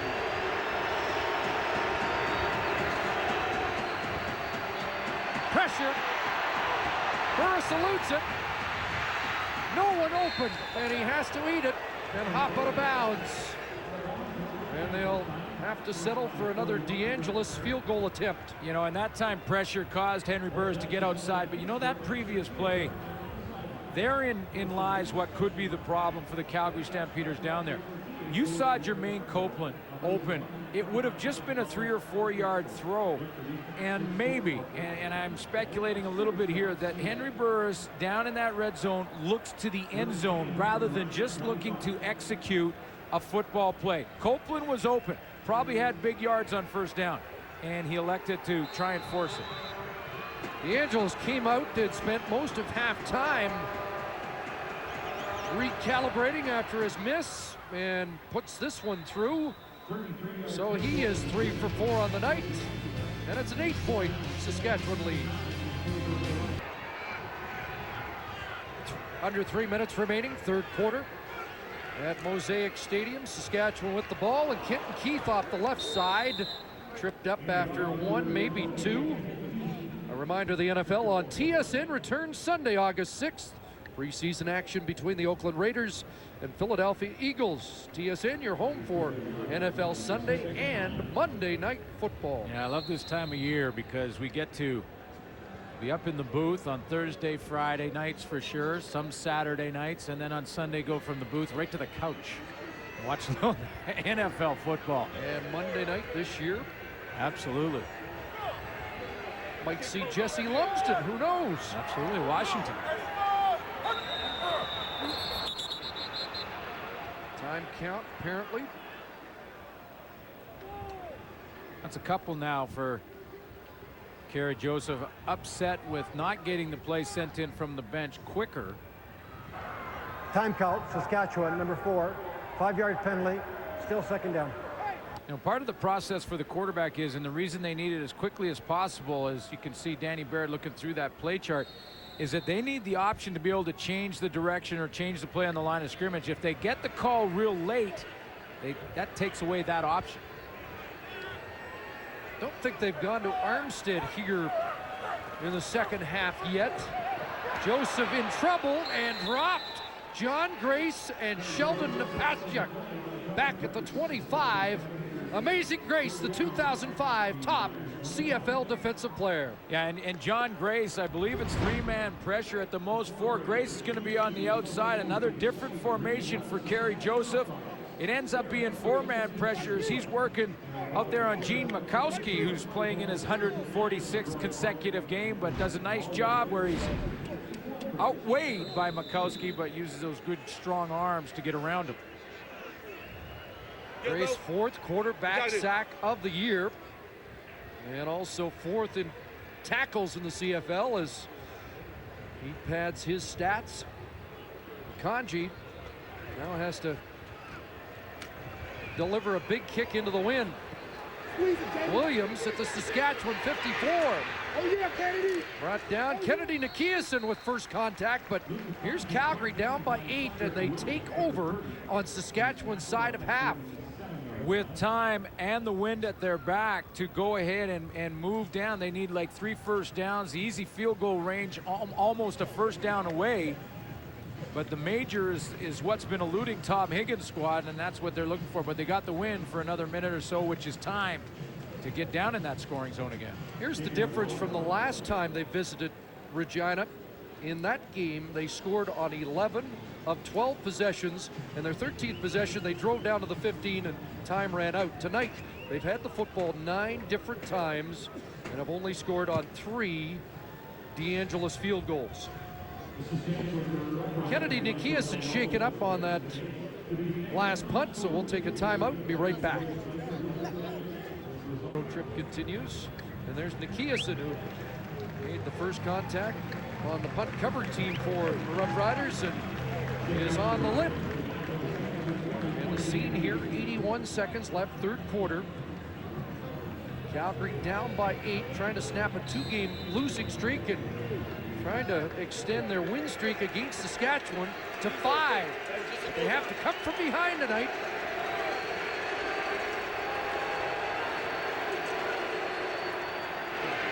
Burris with that pump fake looks the other way, downfield, and he's almost had Copeland, and Copeland can't bring it in. And Copeland had that one go right through the bottom of the breadbasket. He makes a nice move to get himself open as the ball arrives. He's just going to go straight down the seam. Henry Burris looks to the left side of the formation to influence the defense, and watch how this ball goes right through the bottom of the breadbasket. Ouch. Henry Burris has to throw it to the outside corner. He can't throw it any better than that because David Bush is playing inside position. Usually a big play guy. 2nd and 10, Calgary. The blitz picked up, and Burris guns it. Copeland can't hang on again. Oh, baby. You don't see that often. Yeah. Back-to-back drops. And, you know, I'll tell you something. A lot of pressure on Henry Burris this week for his performance where he was pulled. In that game, Henry Burris had 2 touchdowns dropped by Elijah Thurman, 1 called back to Copeland. These are 2 plays. One, a touchdown to Copeland. The other, a sure catch. That goes off his face mask. That's a play and a throw that Jermaine Copeland catches 9 out of 10 times, and you cannot put either of those plays on Henry Burris. And Tom Higgins mentioned that this week in defense of the quarterback he yanked, that Henry Burris wasn't dropping the football. It was his receivers. And more evidence of that tonight.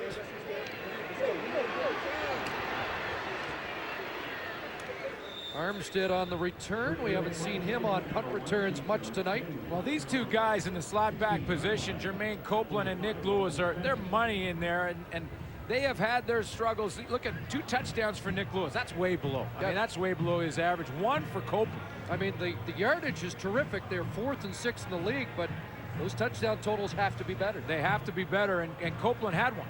He had one 2 plays ago right through the breadbasket. And you know what? All you can do, and don't misunderstand Jermaine Copeland there because he's smiling. Believe me, deep down, he's upset that he dropped those, but you got to shake it off. You got to forget about it.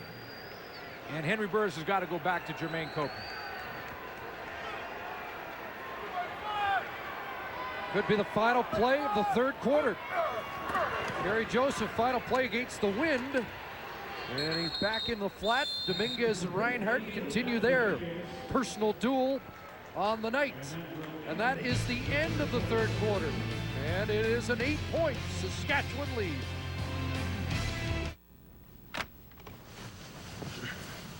night, Mr. Wade. Good night, Diane. Good night, guy who lingers in my office and gabs for hours.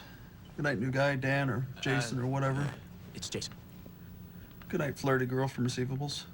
Good night, IT guy who's never around when I need him. Good night, overly cheerful HR lady. Good night, nobody knows exactly what you do, guy. Stay connected to the office. With free high-speed internet in every room, the office is just a click away.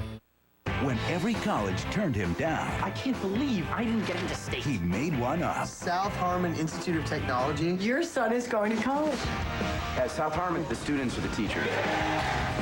You want me to be the dean of your college? Get him the suit. Ask me about my wiener. From the studio that brought you American Pie. At South Harmon, we say yes to you. Accept it. I can't believe this is a class. Yeah. In theaters August 11th.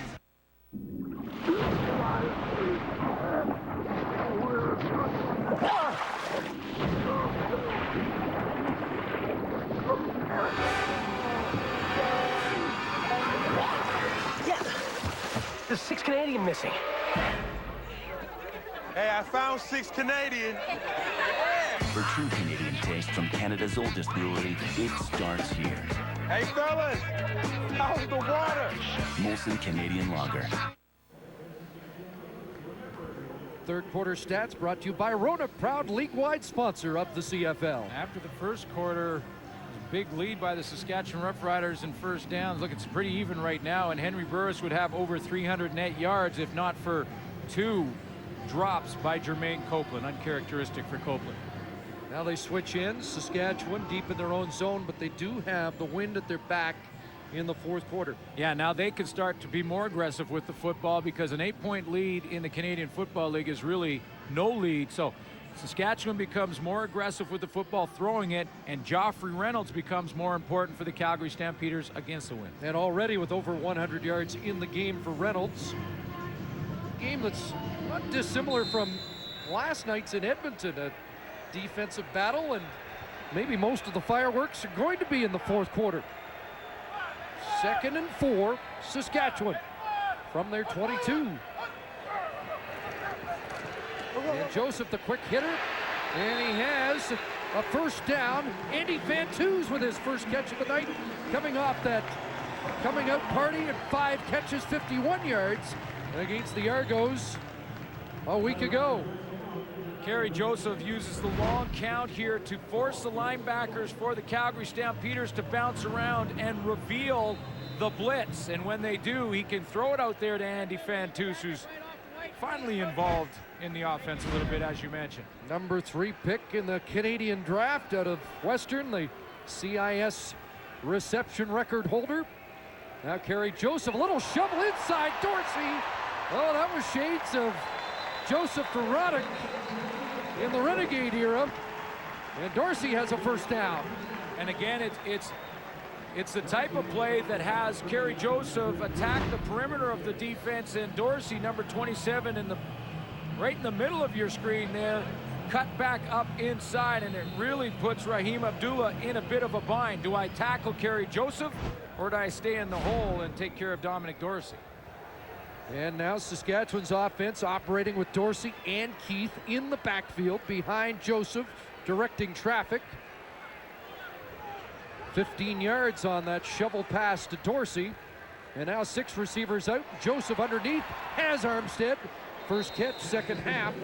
Armstead brought down at the 54-yard line, and a gain of 8. Joseph got up limping after that hit from Cornelius Anthony just as he threw the football. Different formation. He's still favoring that right knee a little bit, but hanging in there. Cornelius Anthony put a pretty good hit on Joseph as he's throwing the football right there. And that was helmet to helmet. A recurring theme tonight. 2nd and 2. Chris Zarka checks in. Double tight ends, and the Canuck trucks got it on a first down into Calgary territory. Tommy Condell is the offensive coordinator of the Saskatchewan Roughriders and has done a nice job of mixing up formations. We've seen a bunch of different looks.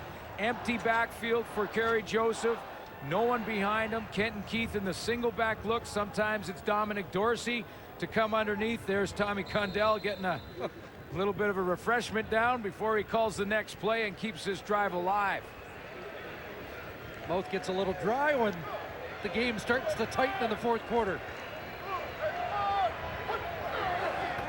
First down, Riders. Joseph's going to air it out, looking for Armstead, and this one overthrown. Sailed a little bit on Kerry Joseph with the wind behind him, but you know, when you look at the numbers for Kerry Joseph coming into this game tonight, he's on a pretty good pace. I mean, it's early for paces, I understand, but over 5,000 yards passing, 36 touchdowns and just 14 interceptions. If you get that out of your quarterback, you'd be happy. That's great numbers for Kerry Joseph, who, as I mentioned earlier, has improved by over 100 yards per game passing in the last 3 from the first 2. Well, he threw 25 touchdown passes last year and scored 9 on the ground. Looks like he's on his way to upping those totals this year. 2nd and 10. Riders trying to convert, and they do to Dominguez at the 40. Huge jolt there by Lysak, but he hangs on. And Matt Dominguez has made some clutch catches tonight. Well, he's going to use his body. First of all, he reads the defense and understands that Wes Lysak is going to drop off and play the deep zone. He sees it zone, so he pulls down and runs the curl. He's going to take the hit. Kerry Joseph takes a hit at the other end, sets his feet, and delivers the strike on time. He gets thrown down by John Grace. 15 more for Dominguez. And now Dorsey and Keith alongside Joseph, the fake, and now the option toss to Dorsey to the 35-yard line, brought down by Cornelius Anthony. I talked to Tommy Condell about Kerry Joseph's development. We showed his projections, and they've been real happy with how he's improved game in and game out. And they said, you know, Kerry Joseph, what people don't understand is that he is still learning the throwing techniques and how the footwork has to be proper and how he has to get the feet before he can even get ready to throw the football. His feet have to be pointing in the right direction. He said he is just now getting the fundamentals for footwork down, and he's throwing the ball a lot better because of it. 2nd and 6. Quick drop, and another first down to Dominguez. Yeah, and this is the perfect footwork. Matt Dunnigan is going to love this because it's the perfect footwork for Kerry Joseph. He's going to take the football from the center. Now watch his feet. He's going to drop back, plant that back foot, step up and point the front toe to the target and deliver a strike to Matt Dominguez. That's the quick feet and the proper footwork for Kerry Joseph in throwing the football. Impressive march. Started on their own 15. 5 minutes have elapsed in the fourth quarter. Dominguez has 8 catches, and it sets up a first down. And the give to Dorsey. And Armstead coming around, and we've seen Armstead carry the football. So they might be setting that up, but Dorsey straight ahead. Boy, that's a progression of that play, Chris, to get Jason Armstead the ball as he comes around quickly and tries to get the corner. And what that will try and do for the Calgary defense is widen them a little bit. Here he is right here, and watch how quickly he comes through here. Now the Calgary Stampeder linebacking core are going to have to widen to take care of that, and that may help Dorsey in the middle. Dorsey for 4, 2nd and 6. Kerry Joseph to the end zone and picked off, and they'll mark it there. The ball picked off by Trey Young, the safety, and that will squelch a promising Saskatchewan drive. Food Bank Purolator, where business is going. We've had 1 sack apiece in this game. Fred Perry and John Grace making contributions. Big interception, Trey Young, his first of the year, snuffing a drive. The only downside, Calgary's got to start against the wind at their own 3. And Burris looks for Thurman with the catch. And he'll stretch out to the 11 and have 8. 8-point game, big interception for Trey Young, who had a couple of chances early on and dropped him. Here's Trey Young. He's got two routes. He's got one coming across and one down the seam. He doesn't bite on the crossing route in front of him. He stays disciplined and stays back in his back pedal, and he is right in the throwing lane. And this time, he finds the football and hangs on, makes a big play for the Calgary Stampeders.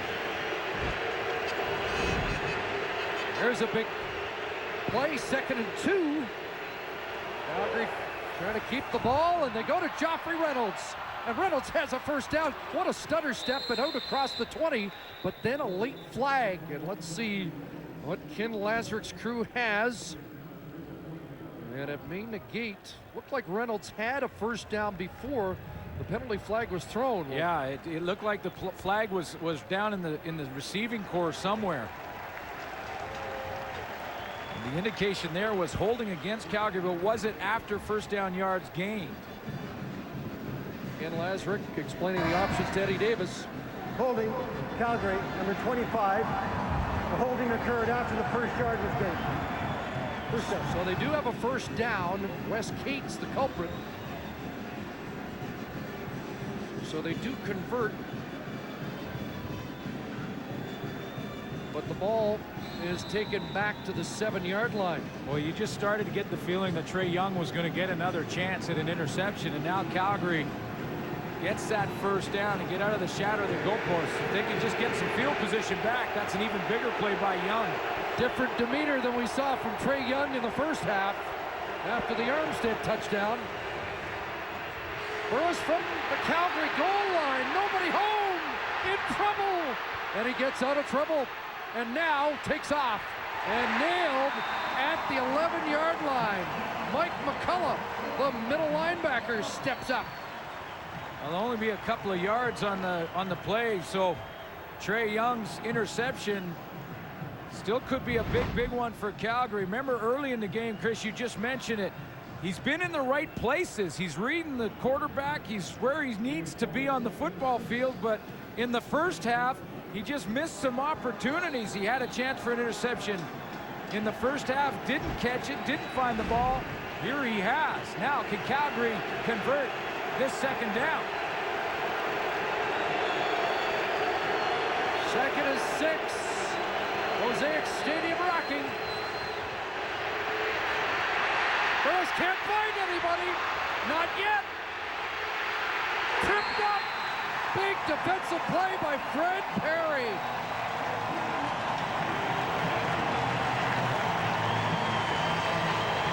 Richie Hall told me before the game that he would have given his secondary a C rating so far this season. They bumped up to a B because that was a coverage sack on Henry Burris. He had lots of time to find an open receiver. Let's take a look at that secondary back there. And what a job that they do. Dropping back, good coverage all the way across the board. Burris in the pocket, no one to throw to, no one to throw to. And finally, Fred Perry finds him. And Burt Dales puts a knee down. They concede the safety. And that makes it a 10-point game. There's Richie Hall. Gotta like what he sees. 19-9 Roughriders. Interception. Snuffed the Saskatchewan drive, but the Rough Rider defense comes up big and creates the safety that makes it a 10-point lead. Under 6.5 minutes to go, and Rough Riders with the football at their own 35. Joseph sidesteps a tackle, and he'll hobble out of bounds across the 40. A little ginger on that last run. And we've talked about a knee problem that seems to be hampering his play in the second half. Boy, he put Demetrius Maxey in a bind on the outside, though. Even with that bad knee, seems to be bothering. And we've got an official down, shaken up on the last play. We'll take a timeout. Be right. Well, umpire Ian Bain got caught up in the crossfire of the last play.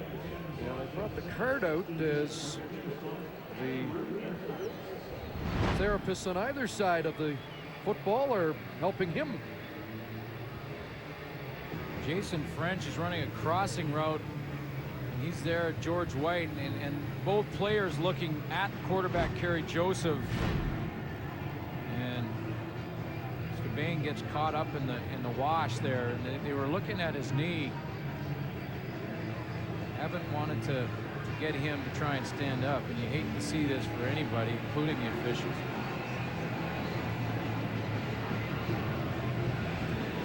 Looks like they're getting,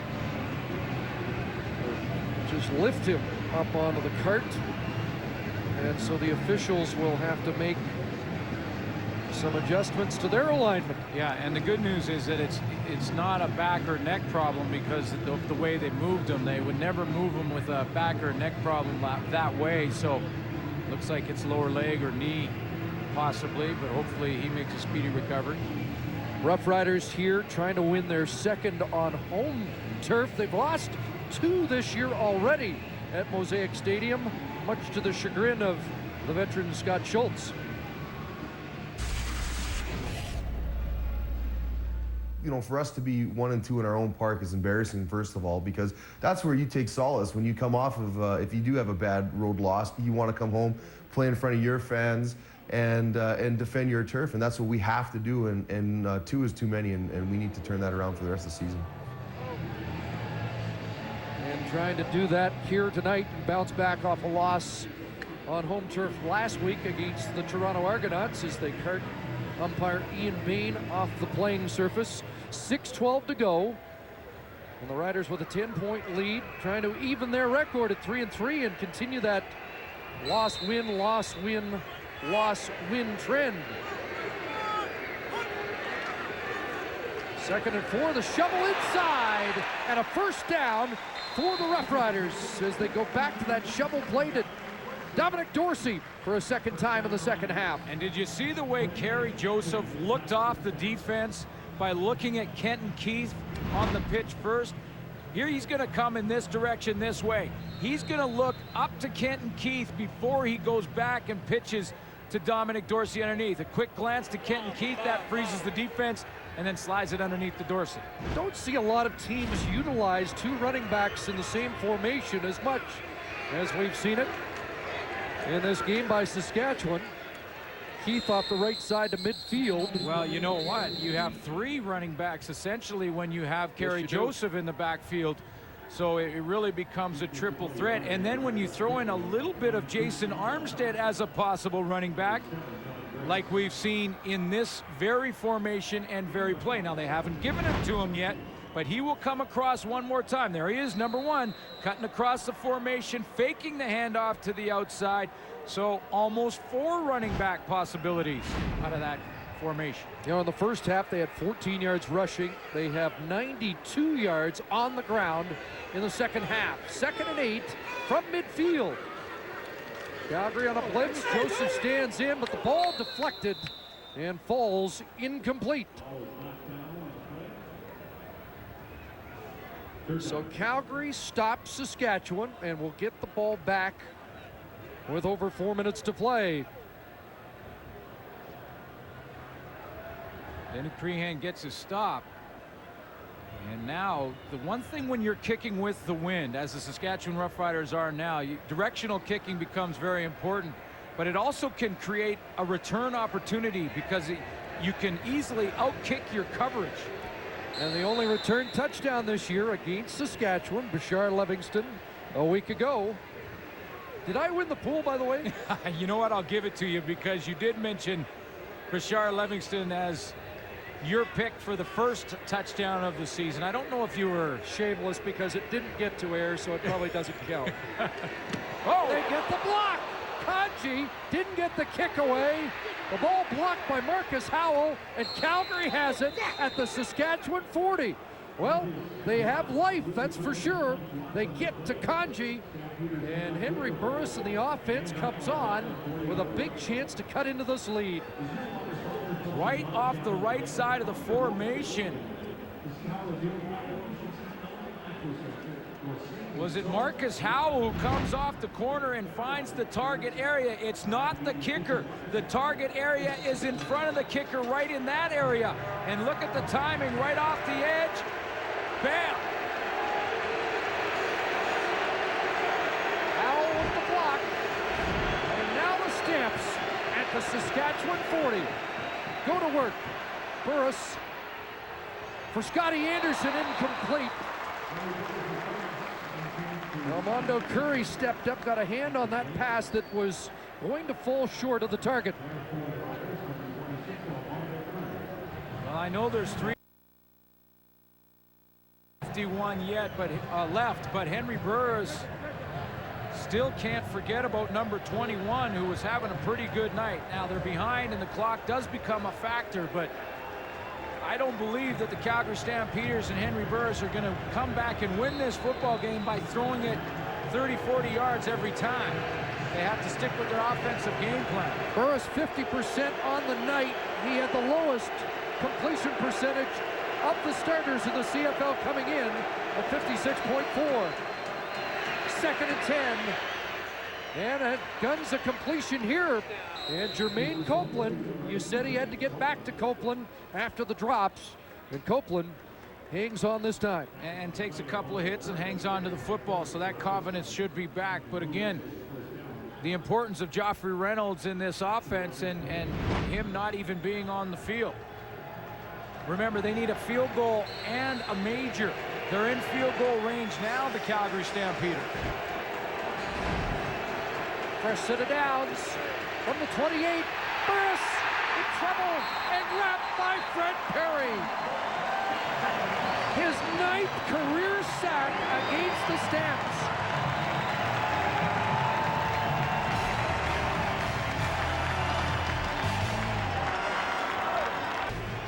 Right at the top of your screen, Fred Perry coming off the edge, does a real nice job. He had help with the secondary early. This time it's all Perry.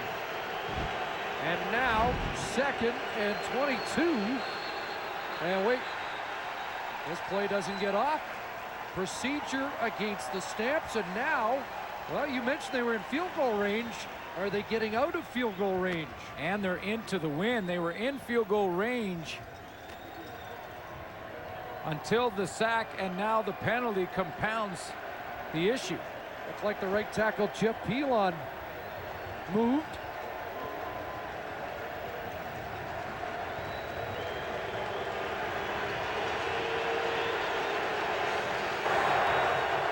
Procedure, Calgary, 64, 5-yard penalty, still 2nd down. That brings it back to the 42. What a night for Fred Perry, 3 sacks. And he loves picking on the Stamps. No backs. Burris a pump, looking deep. Going up top, and this will fall incomplete. Scotty Anderson and Armando Curry got their feet crossed. Anderson, a deep threat that's only had 1 catch on the night. Well, pretty good coverage. Here's the outside receiver. And Armando Curry playing corner to the wide field. Little double move, but you can see that Curry wasn't biting, and then just incidental contact as they both go down. Interesting suits. Out comes DeAngelis, but there was a bit of a delay. I think Tom Higgins considered 3rd down, but he's got a bunch to go, so they're going to try this. He's got to hammer this ball.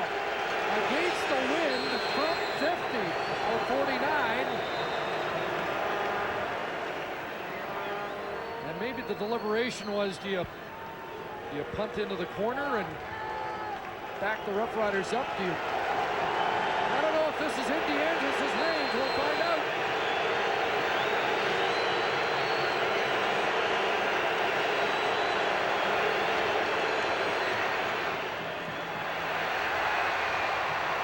At least 5 yards short, and Dorsey will bring it back to the 23-yard line. Still a 10-point Rider lead.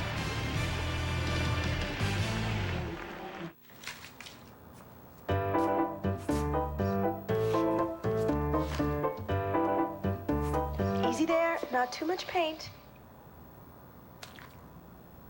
And so we dab, we dab, we dab, we dab. For expert expert advice, and more. Count on Rona, the how-to people. Very good. You've got strong hands. Ready for the second color?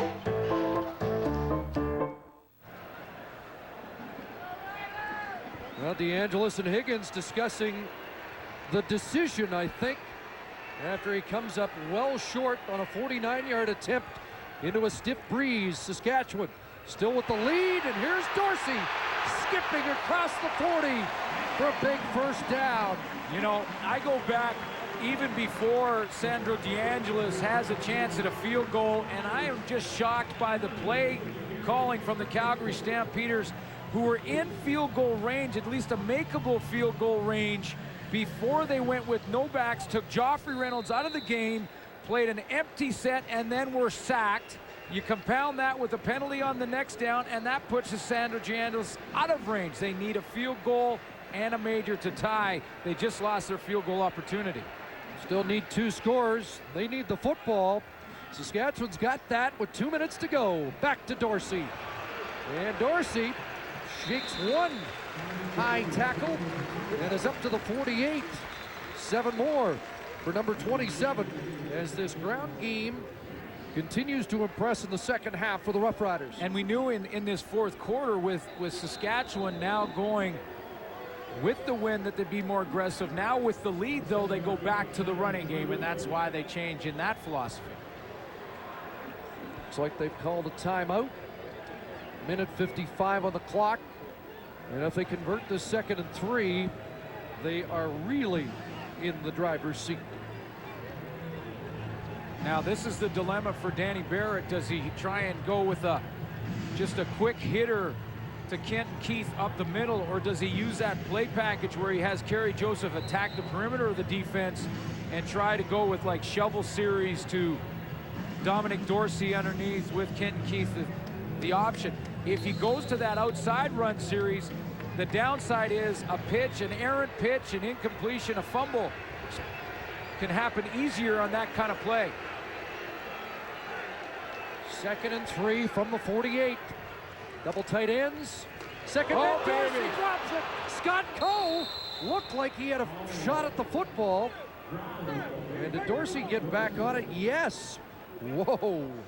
You know, the Saskatchewan Roughriders, Block it up. the only thing in this series that hurts them is the turnover, because with the win, they can punt themselves back into good field position. And how lucky is Saskatchewan that that ball ends up bouncing right back to Dominic Dorsey, because Scott Coe had a better chance at it. It was right in front of him, and somehow Saskatchewan got a green bounce. Fortunate, maybe Chris Zarka had enough of Coe to prevent him from getting his mitts on the ball.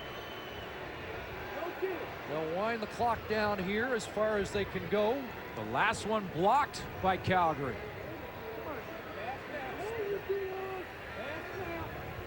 Three seconds on the 22nd clock, and he just got it away. There won't be a return out at the 26-yard line.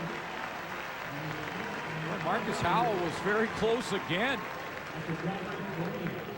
So a minute 26 on the clock, and Burris needs 2 scores. Down by 10. 50% on the night, under 200 yards for Henry Burris, who's been held to under 200 twice already. Now there is still time. Remember, against the Edmonton Eskimos, he needed 2 scores in a similar situation, and with 15 seconds left, got the one he needed. Joffrey Reynolds out of the backfield has a first down, and he'll skip out. Clock stops. Calgary up to the 43.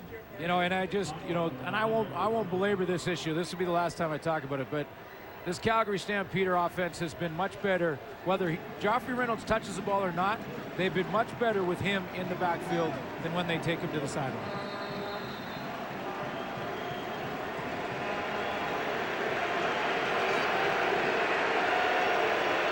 Well, you gotta love this Mosaic Stadium crowd. They always know when to make noise. A pump, and Burris was drilled from behind. Fred Perry again.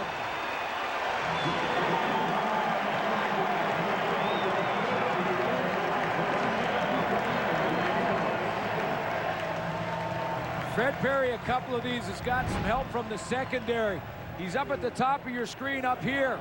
Watch Fred Perry hurdle over the block from Alexander Gauthier and put his Rydell helmet right in the back on the numbers of Henry Burks. What a game Fred Perry has had.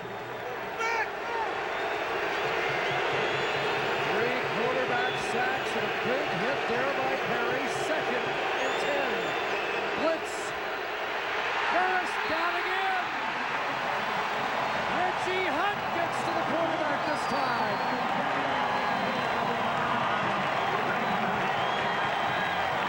This time the Saskatchewan defense will use Fred Perry as a decoy. They bring him inside here, and what they're going to do is have Reggie Hunt go to the outside. Now he's going to come free, and he's also got help on the backside from Eddie Davis. Full out blitz coming from the Saskatchewan Roughriders, and the Calgary Stampeders simply don't have enough blockers to pick it up.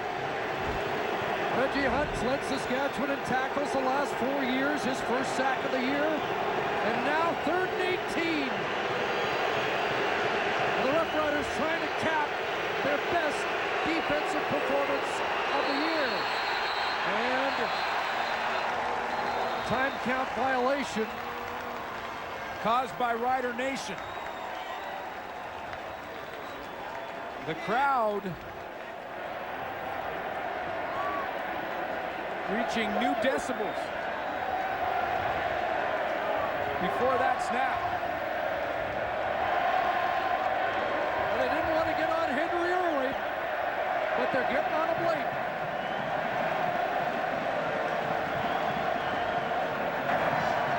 Time count violation. Calgary, number 1. The yardage portion of the penalty is declined. The clock will start at the whistle of referee.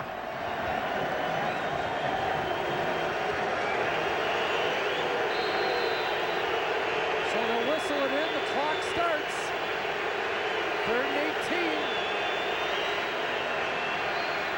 A pump, and now he goes deep. And that ball incomplete with Armando Curry step for step. Shrink wrap coverage on Scotty Anderson. Armando Curry didn't play off either. He played that aggressively on Scotty Anderson down the sideline. He's had Anderson covered pretty well in the last 2 series. There was a penalty flag on the play. It appears to be going against Calgary, and the Stampeder defense coming onto the field for the final 34 seconds. Well, that was desperation time caused by the previous series from the Calgary Stampeders offensively. Well, the BC Lions beat Toronto to take first on the play. First down. In the West at 4 and 3. And the Saskatchewan Roughriders poised to tie Calgary with 3 wins and actually move into second as the Stamps are about to fall below 500.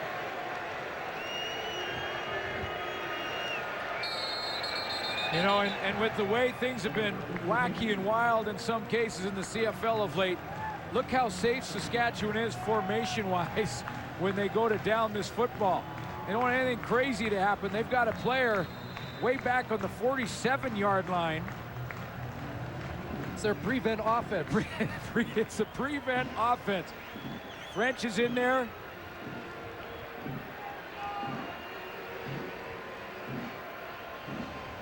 Time winding down. Joseph, another knee. He'll have time to take one more. Well, there have been a few offensive stars, but that might be the biggest star of the night, Fred Perry. Here's a sack. He got some help from the secondary. Burris couldn't find anybody. And this one was all Fred Perry. He just beats Alexander Gauthier around the corner. And you know that player of the game? Right now I've got my BlackBerry on. I'm text messaging green 41. How do you green? Is that how you do it? I'll get my son to do it. Now Perry celebrates. They down the football for the final seconds. And so this season series, it's tied at 1. And they'll go back and play next week. And that'll be a key game in the tiebreaker if necessary, and it very well could be. Saskatchewan now 3 and 3. Calgary drops to 3 and 4. in the airtight West. 19-9 the final for the Roughriders.